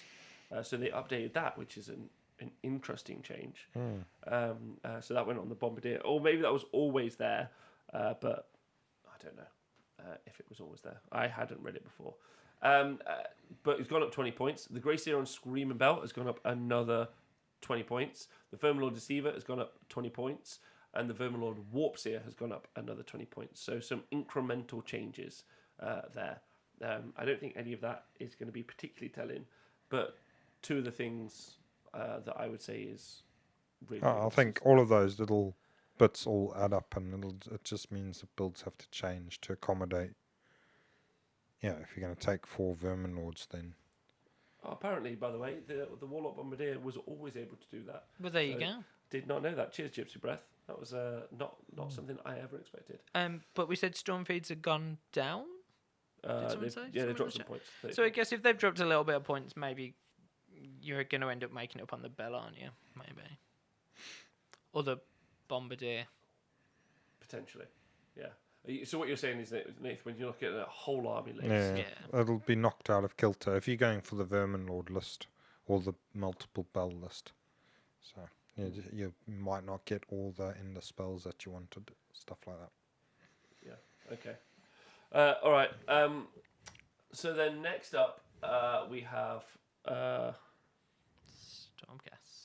Soulblight. Soulblight. Oh. Yeah, we've seen now. This is Soulblight have got a meta percentage of 5%. They've got a meta percentage of 5%, a win rate of 50%. Soulblight, but Manfred and Neferata basically just came down 40 points. That's the long and short of it. How do you feel about that? Pretty good, yeah. I mean, Now that's off the Japanese. or the Japanese website. So yeah, it's pretty good. I mean, I think everybody was wanting to see cheaper Mortarks. At least those two, so it's good. Yeah.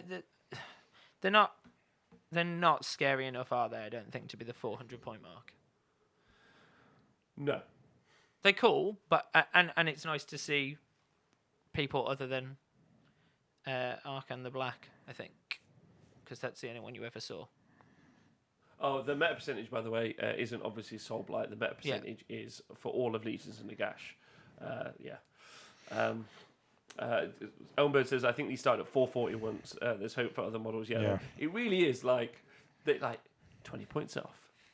Next year, 20 points off. They've given 40 this year. Maybe they realised they couldn't wait 2 more years. Yeah. They're like, those Death Star collection sets aren't selling anymore. And the ones we've got in boxes on their own really aren't selling. All right, Drop them. So Stormcast. I didn't see Storm Fiends go down in points, but I'll have to double check in a minute. Can I just? I've got my. Where is it? Please Have hold. you got the Stormcast point? Not Stormcast. The Skaven points. It was in 40k, wasn't it? I think It was it's under the gone, 40K. I think. So I think after I laughed about it, it had gone.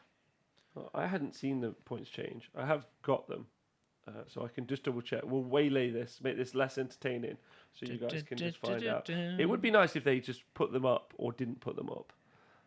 Or just put them in the right place. Yeah, 100%.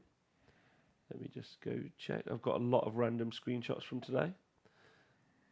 I do have them. Skaven Tide. So Skaven Tide, and we're looking at Storm Fiends. They're 260 points is how much they cost. Okay. For 3. 260 points for 3. Yeah? Is that what it always was? Do we know? I don't think it's so. I think that's the same. I don't think they've got any cheaper. So it's just the guys in the chat. I probably should just go with what we've done for 3 hours as opposed to what anyone in the chat is saying, unless someone WhatsApps me. So yeah, Storm Fiends have remained the same. So that Unit 6 is going to cost 520 points. I've just WhatsApped you. I thought you WhatsApp me. No. The points. Oh, a point. Oh, thanks. That's very nice. I just thought you were going to just say hi or something. You just said in case somebody WhatsApps you. I've just WhatsApped you the points. So the Stormcast, right? Yeah. Their meta percentage is 9.2%. So they're the most popular army in the game. But this is the least popular they've ever been.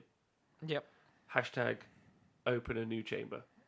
It's time. It's time. Give me one of the good ones though, because one of the Sales might be slipping. I do not want logistics chamber. So Boring. as far as I'm aware, this is what we've seen so far for Stormcast. We've seen Drakesworn Templar down from 460 to 420, so a 40-point reduction. The Lord Celestant on Star Drake from 560 down to 500, which is a huge drop. Yep. And the Evocators on Dracoline down from 300 to 260. So what do you guys think of that? It'll be nice to see some Star Drakes. It'll be nice to see someone actually buy and paint some Dracolines. And I think we discussed it earlier that maybe in cities it makes them stronger. I don't think it's going to make a change to Stormcast to Stormcast. I don't think it's going to make a change to Stormcast, but I do think you're right. In living cities, especially the Lord Celestant or Star Drake being down 60 points, and we've seen I saw in Sweden actually the AOE bomb list. So Lord Celestant or Star Drake doing like Starfall, and we've seen the Comet, and then you see the Celestant Prime just doing like AOE damage. It's pretty cool. So just gaining some points back there. 60 points is quite a big saving. Yeah. But 500 points is probably still too much for the Star Drake. But as I said, inside Living City, it's pretty scary. Yeah, and also Vangelis makes the point for the first time: triple Star Drake. Yep, you could. I think the worst thing still about the Star Drake is it's a beautiful model. It's a big, terrifying dragon of the stars. Can't fight. Yeah, it's not the best. Its output's pretty bad. It doesn't really want to die, and it will reflect. Can't really fight. But the Evos on Dracoline is pretty good. Like 260, it takes it into like a pretty strong tier. Yeah. So the Evocators on Dracolines. 300, I think, was always a bit much when you compare them to other stuff. Especially if you look at like things like Varangard at the minute, or if you look at even Juggernauts, they were never great. But the Evos at 260, 40 points is pretty big on that unit. Yeah. Like when you got some of the monsters coming out from 400 to 360, but these are dropping 40 points out of that 300 pot. Gorgon would take them. Huh? Gorgon would take them. They're gorgeous. They're gorgeous models. But the Gorgon would kill them. The Gorgon would not kill them. Rob loves an acronym. Thanks. So that's for 3 evocators on Dracolines at 260. Yeah. Yes. Or you could take 5 evocators walking around on feet, and that's 220. Yeah. That can't So- be right. Yeah. You would always now virtually just take the ones on That's a really good point. the Yeah, I think that's. Dracolines. So you lose the electric shock, but I don't think it. You lose 2 electric shocks, but I don't Jill think says it in the matters. chat, I'm actually working on a 9 to 12 Kitty Kaita list for Stormcast Eternals. I Just to think change the- of pace. Yeah, I think evocators and Dracolines are. That's really good. That's really good, especially with all the buffs that are available to Stormcast to potentially put in. Or, again, as an inclusion in Living City. Because they're wizards as well, aren't they? They are. Yeah, if there's 2 of them. Yeah. those are beautiful models. I actually don't mind them being, and also you got to do 3 of them stack up against 3 eels. They don't is the answer. But maybe if you stick in some like extra buffs, it's quite hard to buff eels. Buff eels are just good on their own. Yep. But the Evos versus them, you might have genuine punch in the army. The issue always with Stormcast is how do you screen against the prevailing threats, which you don't have. But you could again put those Evos in a Cities of Sigmar list, and they could be a lot faster. They can run and charge in the right situations. You can heal them. So you can do some really good stuff with the Evos. So I think they're the giant winners out of there. Not necessarily the Stormcast army, but those guys. And then apparently, says Vangelis, there's a lot of Stormcast Eternal synergy for kitty caters if you lean into it. Vangelis, you should write me a list on those Wargamer websites so I could see it. Please do that. I want to read that list because I would be tempted to run All the that army. cats. Well, who wouldn't want to run the Thundercats? Come on, man. Yeah. Can have a Lord Arcanamon cat and all the cats. Yeah. Nate, you're rating them, right? I'm Yeah, seeing I'm it. just reading the I think- scroll. It's great. He's buying his list. What's the scroll do? How many wounds they got? 5 each, right? They got 5 each. They got a 4-up save. They move 12. They re-roll their charges. They get D3 damage on the charge for the mounts, which are 3s and 3s -1, 3 attacks each. And then, it has 2 or more models. It's a wizard, and they can only what can they cast? They can only cast Empower, can't they? They can't. They can cast Empower or one spell from the book, I think. Yeah. No, it knows the Empower spell cannot attempt to cast any other spells other than Empower, but any number of evocators can attempt to cast it. Casting value of 6, only within 12, reroll wound rolls for attacks made by the unit. They're great. Yeah, if you shine a lantern on them and do all those other buffs, yeah. You could potentially build a really strong kitty cat list. Yep. Yeah, and I got to say, They reroll saves of 1 from missile weapons. see you later, Jimmy. Merry Christmas. Dave Fraser's new Christmas box clearly wasn't shifting. They can also cast buff spells. It's in the Stormcast Eternals errata, thanks to you. Oh, okay. Cool. Yeah. There you go. Celestial Blade spell, Celestial Vindicator's faction for the reroll 1s to hit on charge and +1 attacks. Then pack leader from the Kitty Cat Arcanum. So you can just do a bunch of different stuff. It's a cool army. Yeah. I'm not getting it. And it's fast. Don't talk to me. Don't talk to me. And you can put the Heraldor on them to make them run and charge. And I'd like to move on. How many can you get in a list? I'd like to move on. This is more now. This is sounding More. very fun. I'd like to move Yeah, on. more. Way more. More. All of them. Get loads more. Can we add Battle Line? Do you know what? Trading Post has got his own list in here now. Kitty Cat is in Tempest Lords with Patrician Helm and Aether Quartz Brooch. For 2 times 5+ CP generation and commandability from the Royal Arcanum or Dracoline, average 15 attacks per model. Lol. Excellent. How's that? There you go. You can buy that army. I'm not. Ever. You can have the cats with some trees on. Yeah, I don't. Show it to those lads down the pub. They'd love you then. Buy all the cats. Right, and then finally Sylvaneth. So Sylvaneth points changes. They're 4.4% of the meta. Their win rate is 43%. So they're doing pretty bad. They've got a new book.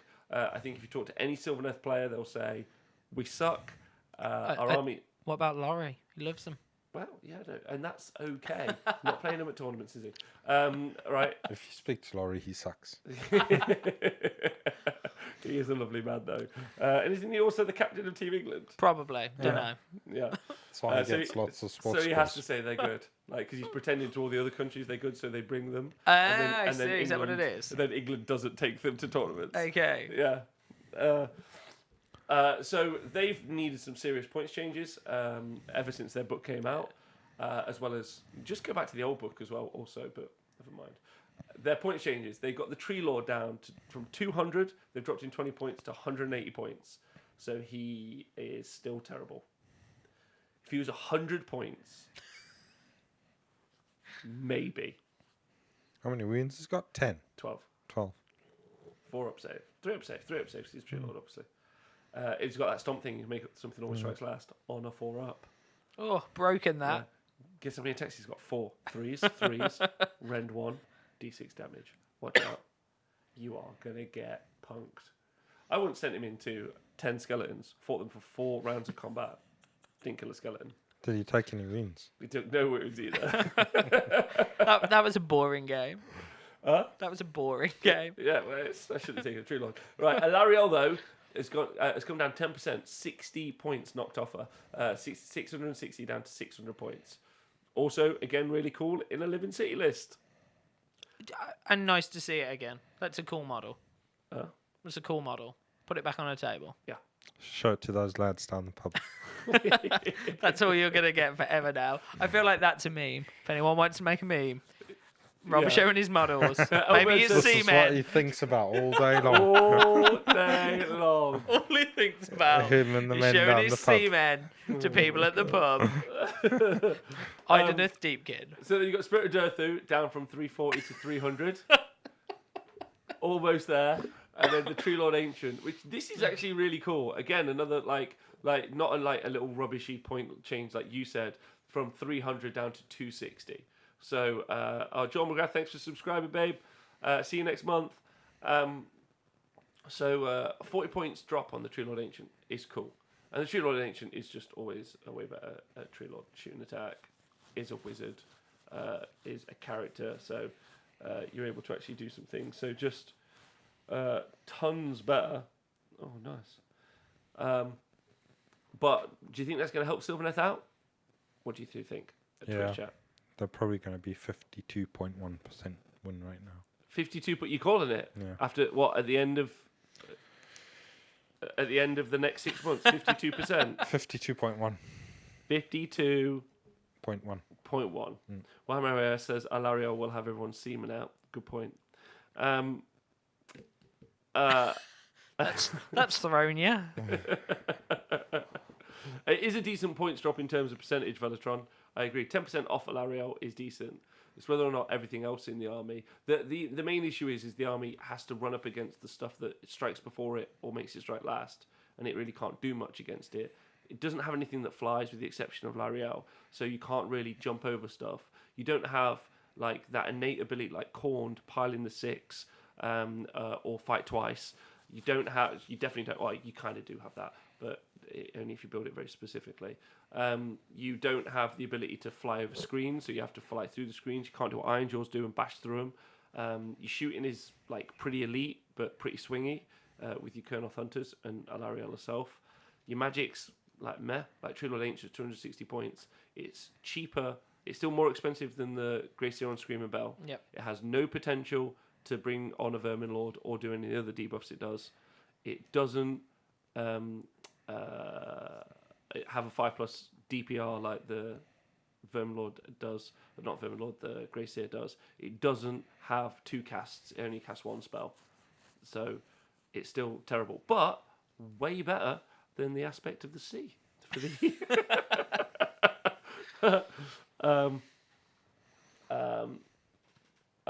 to be fair, this is a way better boost, says Elmbirds, than Nighthaunt, who have a similar terrible win rate.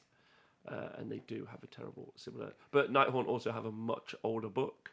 Like, they're kind of forgiven. I think the biggest problem with Nighthaunt as well was that they made Legion of Grief or whatever they are, didn't they? That was the other Well, finisher. they made Legions of Nagash. Well, they made, yeah, and then they They made added Nighthaunt, and then they said, in the FAQ for Nighthaunt, you can take this all in Legions of Nagash Yeah. and recycle the units. And everyone was like, oh, I'll do that then. See you later.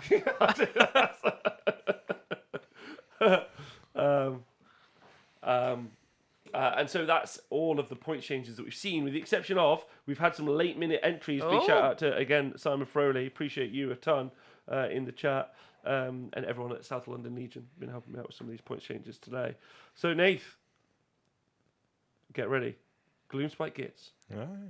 A Ragnarok Spider with Flinger down 30 points from 250 to 220. Nice. James, that's wrong. What he means is, no, that's you would still never take the Flinger. Maybe you would take the Flinger. What range is it? 18 inches. Always strikes last on a 4+. I don't think it's 18. I'm sure it's further than that. But, yeah. It's the same. It's like the Tree Lord thingamajiggy, isn't it? Yeah, Can make stuff. strike last. Yeah. At 220 points. Yeah, it's just... if like, for some armies, that seems to be a really good ability. And then for other armies, they don't really care about. Like with the Gits, I've always had that ability to make stuff strike last, and quite often I'm not even bothering to cast that spell. I'm casting other spells. Yeah. So it's funny that. Then the maybe I'm Arachnarok playing that Spider wrong. with Spiderfang War Party Yeah, that's quite decent spider. That from 230 down to 200. that's Oh, pretty sweet. that's a pretty sweet spider. Okay, interested. And then the Skitterstrand Arachnarok from 240 to 200. Oh, I've got a spare spider, and Oh. it was going to be a war party or a Skitterstrand. Now it's kind of like, which one? Is the Skitterstrand the one that This naked one. is Yeah. that the one that hops on the can board? can ambush, and then the other one does impact hits, and is quite a little bit fightier than the other ones. Yeah. Yeah, it's it's the deep strike on the Skitterstrand that's particularly good. Yeah, Because you can just throw a spider in someone's back lines and Yeah, they have yeah, to it can- bottle up, right? pop a spider up somebody's. We also potentially heard that Flesh Eater Courts, the Crypt Horrors have come down from 150 to 130. So they've dropped. So that was it for Gits, the 3 That's spiders. it for Gits. Cool. So overall, like not a ton of point changes. We don't know again if there's not lots of Errata. errata, but we do know that the Ardfist has been changed for the Iron Jaws. So no longer able to spam the Ardfist ability to bring back multiple versions of Ardboy units, which is a great change. I need to be said. So obviously we're still waiting to look at some of those things, but I think that it gives us a clear indication of like what's going to happen. So what do you two think of the like, and Twitch chat, what does everyone think of the changes overall? Oh, bearing we're about halfway through, because we haven't really seen any errata to actual scrolls in detail. But I don't other think than that, but we haven't. So we haven't like, seen. we know that- haven't seen sweeping errata changes all across the. yeah, well, we know that the Plague Monks one is going to get changed, but we haven't seen what it's getting changed to. Yeah. And, Yeah, and the detailing on the Hardfist and stuff like that. But yeah, so far so good, I think. Okay, James. Yeah, I it's interesting, isn't it? So I think I said it was a bit boring earlier, but we sat and pored over it for a fair while. I think like as you go through, there's some bits in there that might change some people's armies up. You know, I think we're probably at the end of the year for events, but it'll be cool to see kind of how this affects people's lists coming into the first events of the year. Slaughter, those sorts of ones. See what people take. See if we actually see an aspect of the something, or less screaming bells and more something else. Oh well, so I think there's loads to say really. Like there seems to be some pretty sweeping changes with some of the things that are clearly an issue. Oh, Velatron, thank you very much for donating 5,000 bits to the show. You mega cheered, and I get like a cute little, oh, Merry Christmas, man. Thanks very much. Oh, that's nice. Yeah, thank you. That throws me off. I'm always trying to talk. There needs to be like a person. Can I hire a person whose job Just is applause. Yeah, just like, well done, well done. I mean, oh. I feel like that would be more annoying if someone kept Use my- applauding I in just your want to ear. use my Christmas emoji. I've got a Santa. Oh, thanks, man. Anyway, you're an angel. Thank you very much. So there's some, yeah. So there were some offending things that we saw. Storm Fiends hit. Yeah. Yeah. Plague Monks have been clearly hit. So they've addressed that. I think is It'd good. be interesting to see what they do with Slanesh. I think that's that. Yeah, I was getting. No, I to think that. that's going to be the big thing that we're waiting on. Really, I think that's going to be the real make or break of the FAQ. I think is what happens with Slanesh, because they're the real problem child at the moment for Well, a lot of people. They are the problem child, but they now don't have the best match win percentage in the game. That's OCR Bone Reapers. They are now, if you will, the bad guys. They're not the bad guys, but they are. They've got the highest match win percentage. But you know, Slanesh has been the biggest problem for a long time. I think everyone was walking into this FAQ expecting Slanesh to get it, and we're still all waiting for that. And the fact that we've had all of this uploaded piecemeal is pretty torturous. Very Slanesh-y thing to do. Yeah, it's like holding in a big pig. We've got some depravity Yeah, some points depravity building up at our expense. But I like overall, like they have to address it, right? What they're doing this FAQ that they didn't do last FAQ, last year, last winter FAQ, and if we can give them, I would give them a 0 last year, like a flat 0. They did absolutely fuck all. But this year they did some genuine like actual meta changing. Yep. They changed units, they've changed armies, they've changed war scrolls. Like it's like whether or not they're as good as they could have been, I think that a round of applause is generally deserved. Yeah, they're interesting, right? Huh? They're interesting. The Stormfiends change, the Hearthguard change. Yeah, to some of the especially the very top tier builds. I think some of the other builds are like nonsensical, really. Like I think they need to be a bit braver on some of the points changes with things like aspects of the storm, aspects of the sea. Just knock 200 points off them and see how they are, because you can only max out at 4. Yeah. Like if it's too much, like fine, but I don't think you find it will be. You know, same with the Tree Lord. It's just rubbish. Like drop it down, like make it actually scary. And again, the Tree Lord Ancient, if you compare it to a Grey Seer on a Screaming Bell, like have some thoughts on those. I think. What's the cheapest? I would like to know what the multiple Stonehorn list you talk about is, says Nashol. No problem. That'll be Donal Taylor or the Grot Terrorist. He's been running that, so if you want to get in touch with him. The Khorne changes weren't particularly great, I don't think. The Beasts of Chaos changes weren't good for actual Beasts of Chaos. Yeah, I think in some places now it's a bit messier as well, right? So we talked about the Stormcast one being better if you're cities. We've talked about the Beast of Chaos one being better if you're a different random allegiance. I think we talked about the Khorne one and the NURGLE one being better. Now there's a Slave to Darkness book which would implement some changes in those. So I think the game's grown quite a bit, hasn't it? And there's now kind of some of these broader, sweeping Cities of Sigmar. We'll take most of Order and we'll give it all these extra allegiance abilities. Makes almost some of that balancing harder, because you're then going, oh, that Lord Celestant on Stardrake's still too expensive in a Stormcast army, but over here in a Living Cities army is probably very good. So, okay, yeah, good points. Good points. I think you're right. I think not Living Cities, but Cities of Sigmar definitely come out of this with some other tools that they can lean into, and we've already seen some people lean into those tools already. Although I wouldn't be sold on the idea that it was because people thought it was the best play. I think some people have just gone, I've got a Stardrake, my Stormcasts aren't particularly good, I'll stick it in a Cities of Sigmar army and see how I do, which tends to generally make sense. I think that there's still some outlying bad units that need to be addressed with. But I think overall, I got to say it's a huge positive. Yep. I would say it's probably the best errata they've ever done, without having yet seen the Slanesh update. The Ardfist thing, I've seen the wording now. That's pretty good, actually. Yeah, do you want to read it out, Nif? So, use the command ability if the war chanter from the battalion is on the battlefield. When a unit from the battalion is destroyed, roll the dice on a 4-up. Set up a new identical unit. Wholly within 6 of the edge and more than 9 from enemy units, and you cannot use it more than once per phase. So, but I think that will promote people taking larger units now. Yep. Because you've got that 4-up, Yep. maybe bring back a 30. So it's a bit like that Stormcast thing, where on a 5-up you bring the unit of Sequitors back. yeah, so, Secretors or Liberators. Yeah.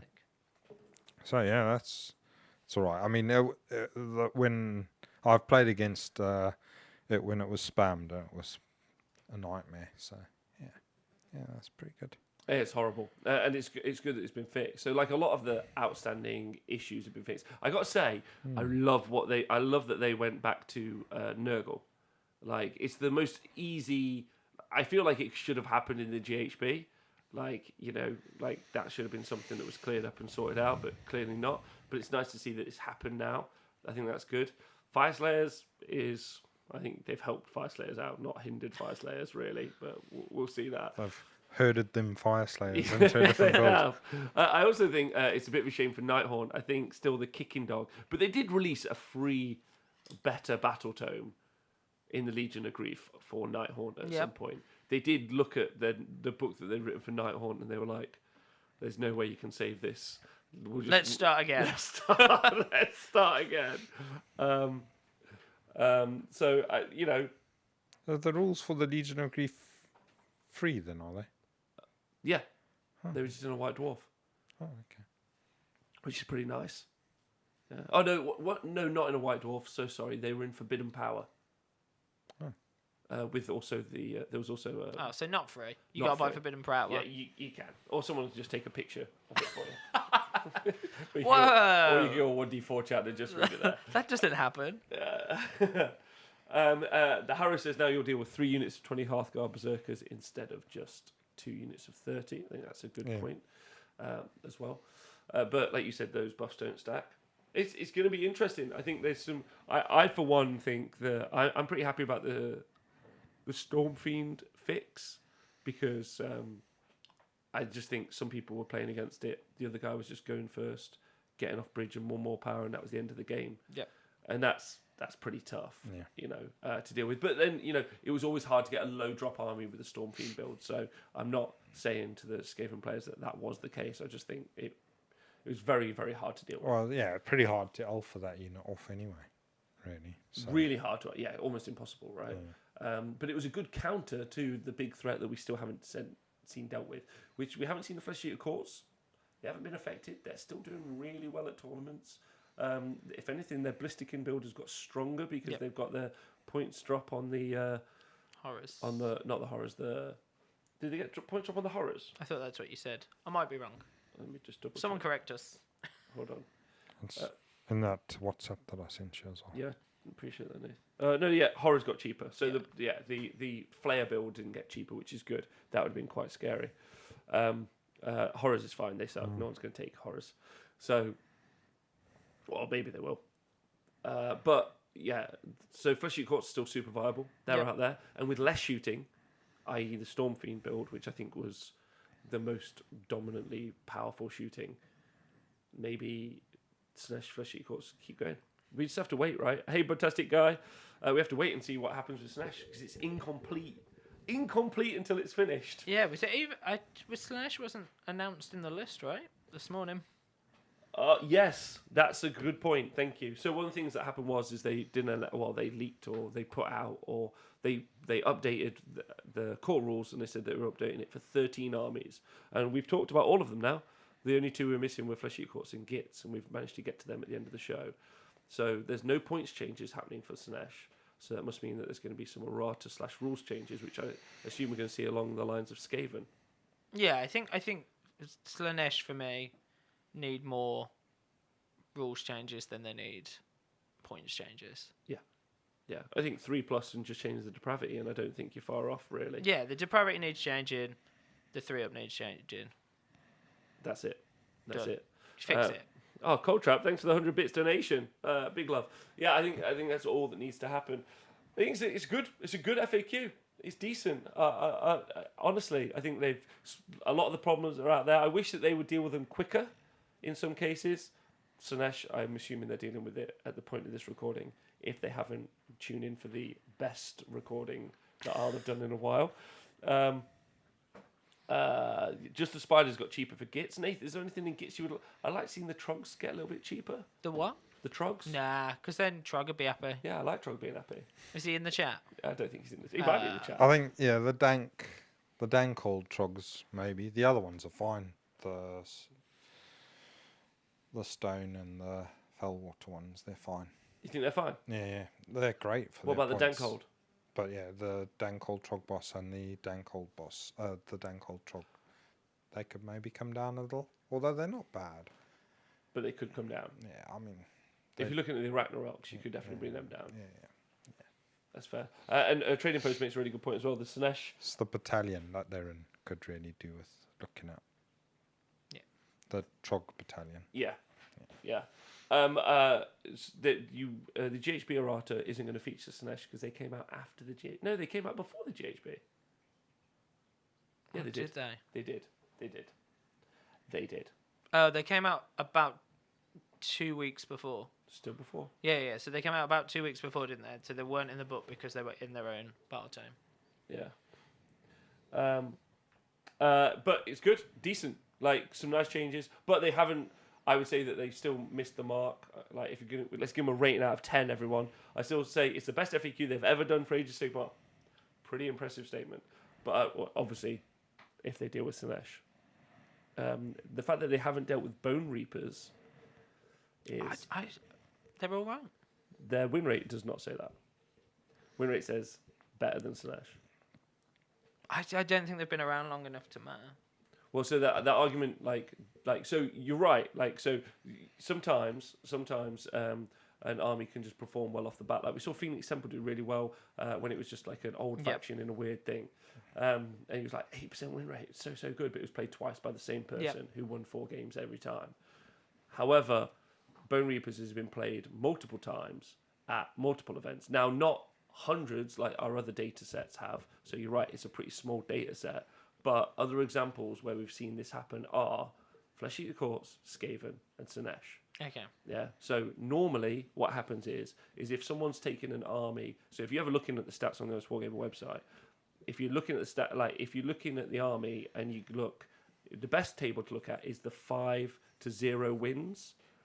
Yeah. So basically, if an army has no struggler has been able to get no wins with it, yeah, you're like, okay.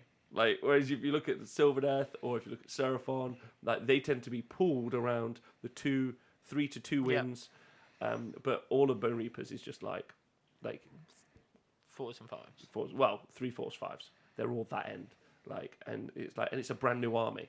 That's the other thing as well. Like, Yeah, so people should still be learning it too. people should still be learning it, and like so they haven't been around long enough. Argument is a super weak one because when you use it, you're also validating the fact that these players don't know how to use their own army, and they're beating people who do know how to use their own army. Like that's the argument, I think. Unless you got a different thought, Nath, because normally you do. Yeah, well, I mean, and also it works both ways though, because then people don't know how to play against that army, and quite often you'll find people will, after they've played it, they will know how to play against it better. So it works both ways, doesn't it?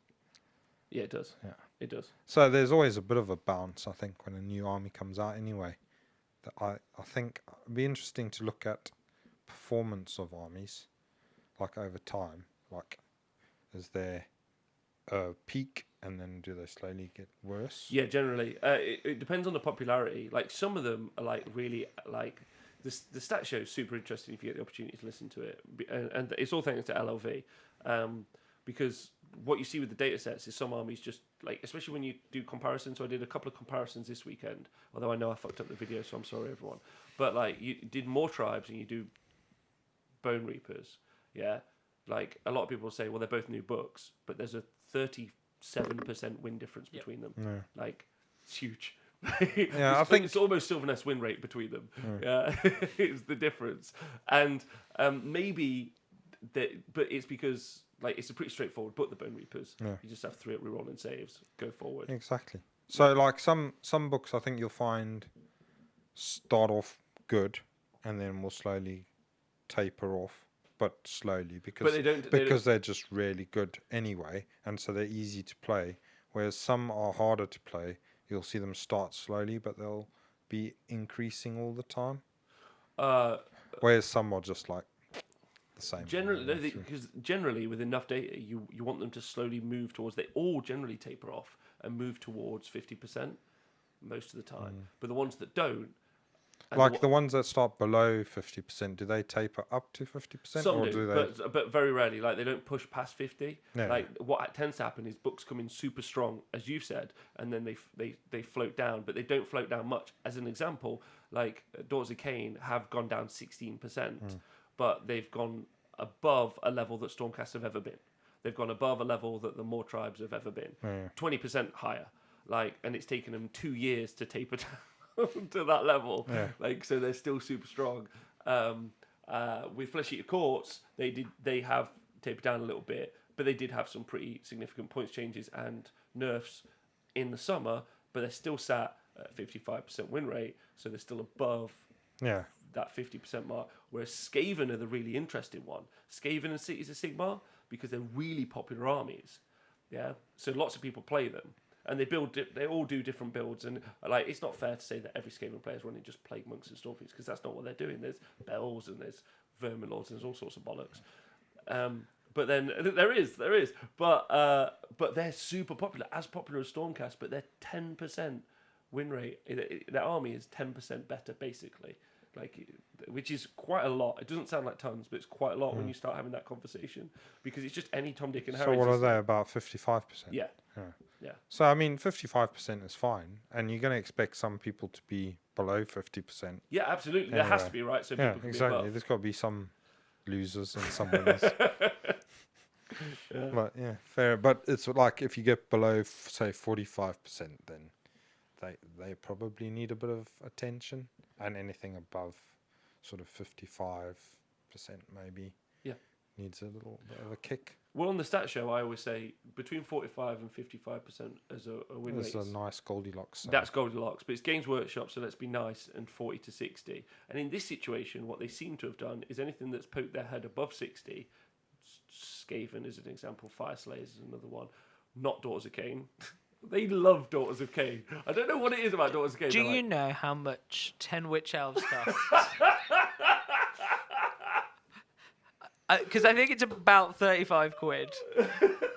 And it's about probably 2p's worth of plastic for them. Because they're about this big each model.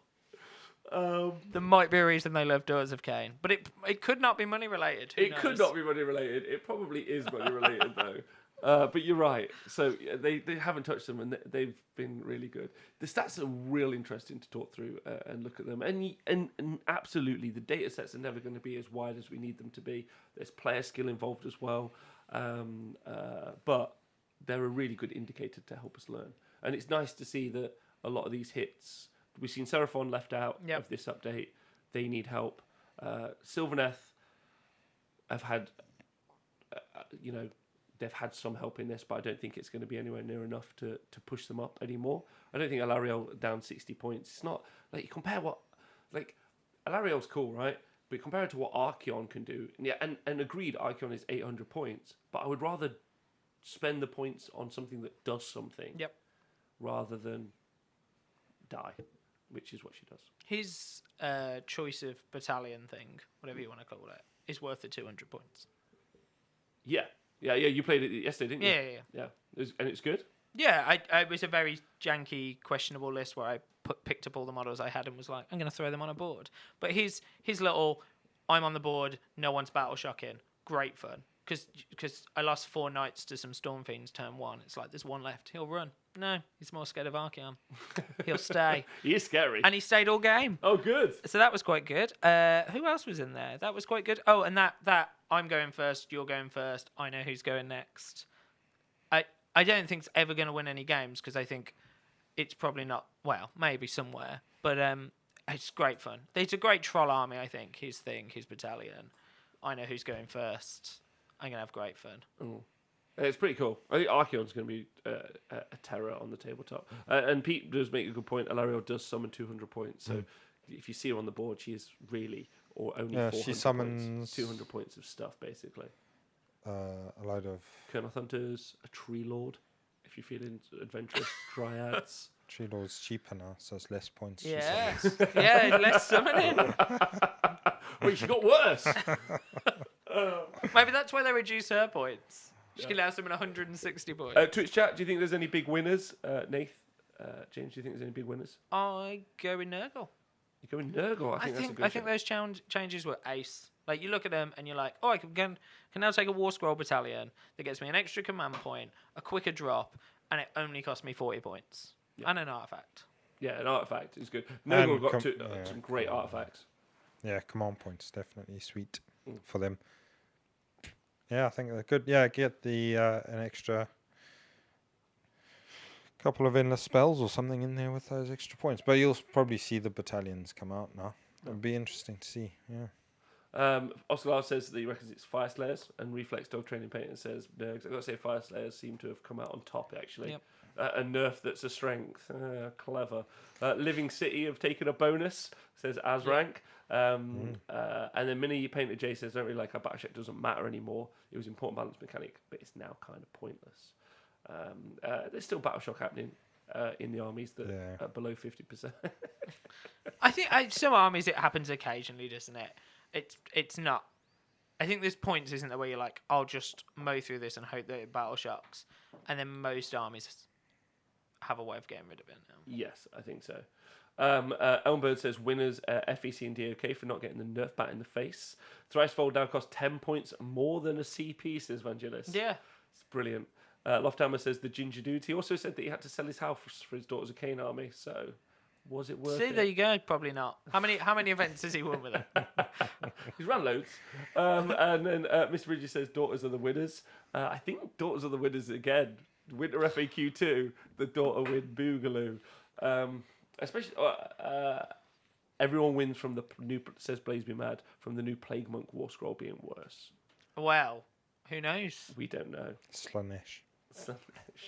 I would love it if they don't do anything. I like it, they're like, nah, it's fine. I still think there's a little part of them that's like, we know everyone hates it. We don't want to admit we were wrong. We'll just keep looking the other way. All right, so with that said, Dexamon says we are the winners because we get a whole evening looking at 3 of the sexiest men in the world. You two are gorgeous. Merry Christmas. Merry Christmas to all you people in the chat as well. So the final thing I want to talk about, rating out of 10. Rating out of 10 for this FAQ, sorry, before we go on. Nathan Prescott, what are you going to give him? 7.2. 7.2, nice. Oh. Waiting to hear on Slaanesh, though, and Plague Monks, and other words. And all the other words. I'm going to go 7.34 then. 7.34. Heinrad says to be continued out of 10. I agree. Lofthammer says he's too drunk normally to win, which is very accurate. Yes. Very accurate. Reflex Dog Training Paint says 7 out of 10. That's because probably they can't what tire he the rest out. spent the proceeds of his house on beer instead of Daughters of KHAINE. So that Gypsy Breath. 7, 6.5 says Diadrin. 7, pending Slaanesh says Restef. Do you want the rating in English? Yeah, I mean, yeah. Or Japanese? No, go to the Japanese website for my rating. Yeah. So that's the final bit to talk about. Yeah. This is the final bit to talk about. Like, obviously, we're all super invested in this gaming system. Right? We are.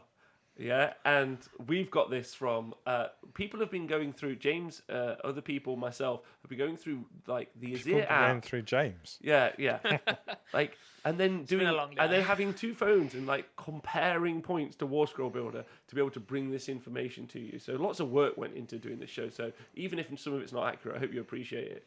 But isn't it mental that a multi-million pound, not even like a little bit, in the hundreds of millions pounds company releases for their second biggest game system a piecemeal FAQ in different languages with apps that don't update properly? Like, I would like to talk about that for a minute and how mental that is. What do you guys think? I think for the craziest thing for me was we found some organised badly. So you go on the website, you look at the facts, and you think, right, I click this, and it will come, and the FAQs will be in order, and then you go, okay, so it's listed chronologically, but it's not. So I'll do A to Z, and then they don't come up in A to Z; they come up chronologically, and it's like, okay, I've got NURGLE. Now I'll go back to most recently updated. Nothing comes up. Oh, and then we found, what did we find? Beast of Chaos. So NURGLE's one way, Beast of Chaos is another way, something else is another way. And then we start getting the random Twitters of... Look under the 40k. Yeah, well, I think we got look under Japanese. Oh, this one's in French. We had a little look at Poland, was it? Who apparently only can play Warcry, because that's all. the only erratas they get is Warcry. And so then finally, what did we end up with? Oh, and then we finally got we found Skaven. It's in 40k. So I'm under 40k, which doesn't work properly on a PC because when you try to adjust it, it just takes you back to the Sigmar one. So we then use a phone and find that Skaven's on everything other than Sigmar under your phone. And just chaos. Chaos. And yet we still did it. And that's what we were laughing about, I think, the whole time. It's like, I've now got the General's Handbook, and I've got a Japanese thing, and I'm just trying to compare. Do I think that... So there's Nagash. And there's Nagash. And this is Japanese, but I'm going to take a Well, point. I really enjoyed when people are like, the points have changed on that. It's like, no, because they got this points change at this point. When? I don't know. Like, and someone's like, wait, do I remember there being an IDONETH FAQ? Yeah. So I was like, maybe. And but it's charming. Like, you and me had a great time for a couple of hours. Like, the guys in the WhatsApp chats were like sharing stuff with each other. This is not me trying to like advocate, because I think it's stupid, and if I worked there, I'd feel professionally embarrassed as a rollout for a product. But as a receiver of the product, I'm like, this is kind of hilarious. I feel like this time next year, because it's going to happen again, we should all hire a big hall. We should get all the nerds, and we should just sit there, and we'll play like bingo. Who can find the Skaven first? Yeah, no, I would prefer it. I would prefer it if there was like a drum roll, and then someone was like, "How many points do you think this is gonna be?"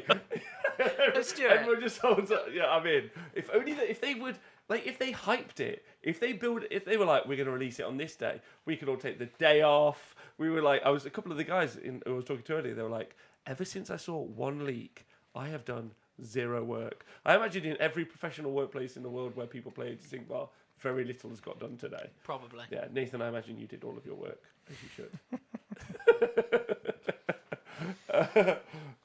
Nathan, I know that someone asked for your points analysis of it in picture form. So Is that what I wanted? Yeah. What the hell was what's this? the picture form? What do you think of the FAQ in picture form?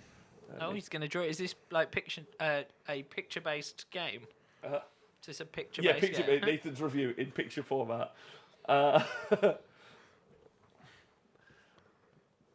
random darts board of points cost. It's a spider. 8. You're giving it an 8. 8 legs out of 8 8 legs out of 8. for the spider. Hi, coach. By the way, I think Donal works for Games Workshop now, and he's just trolling us. Presentation.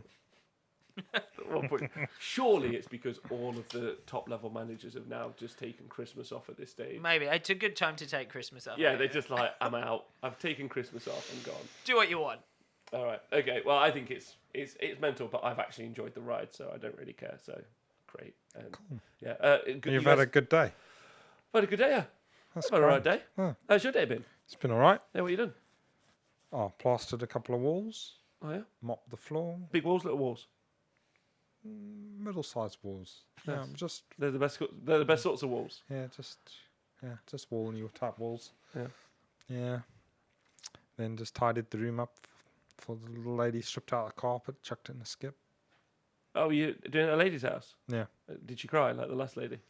No. Nathan made a nan cry. Oh dear. Not my nan, a nan. Just Anan. Yeah, a nan. Yeah. Evangelist says 10 out of 10. I wasted the entire day at work doing waiting for the FAQ. Let's hope your work don't know what your Have Twitch you had a handle nice day, is. James? Yeah, lovely. Yeah? Yeah. Is it nice to see what goes into doing a show, which is basically not much?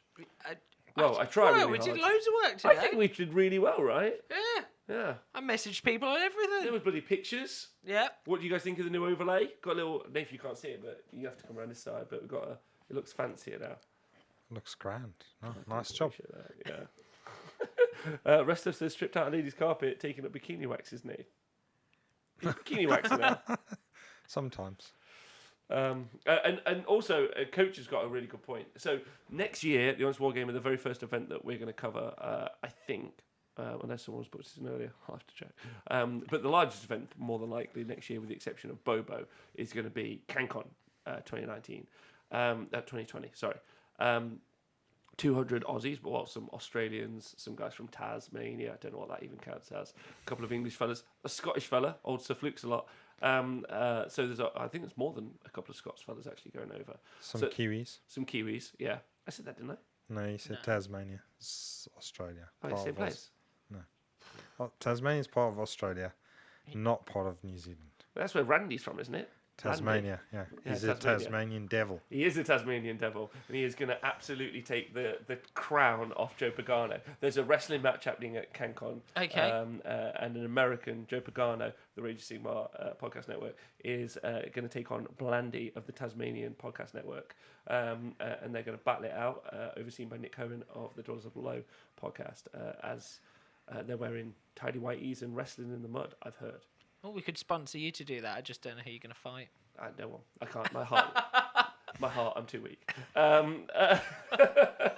But yeah, but we're gonna go to we're gonna be doing coverage at CanCon. So obviously with these points, You should do a karaoke contest with Smorgan. does Smorgan do karaoke? I don't know. But Is you Tony going?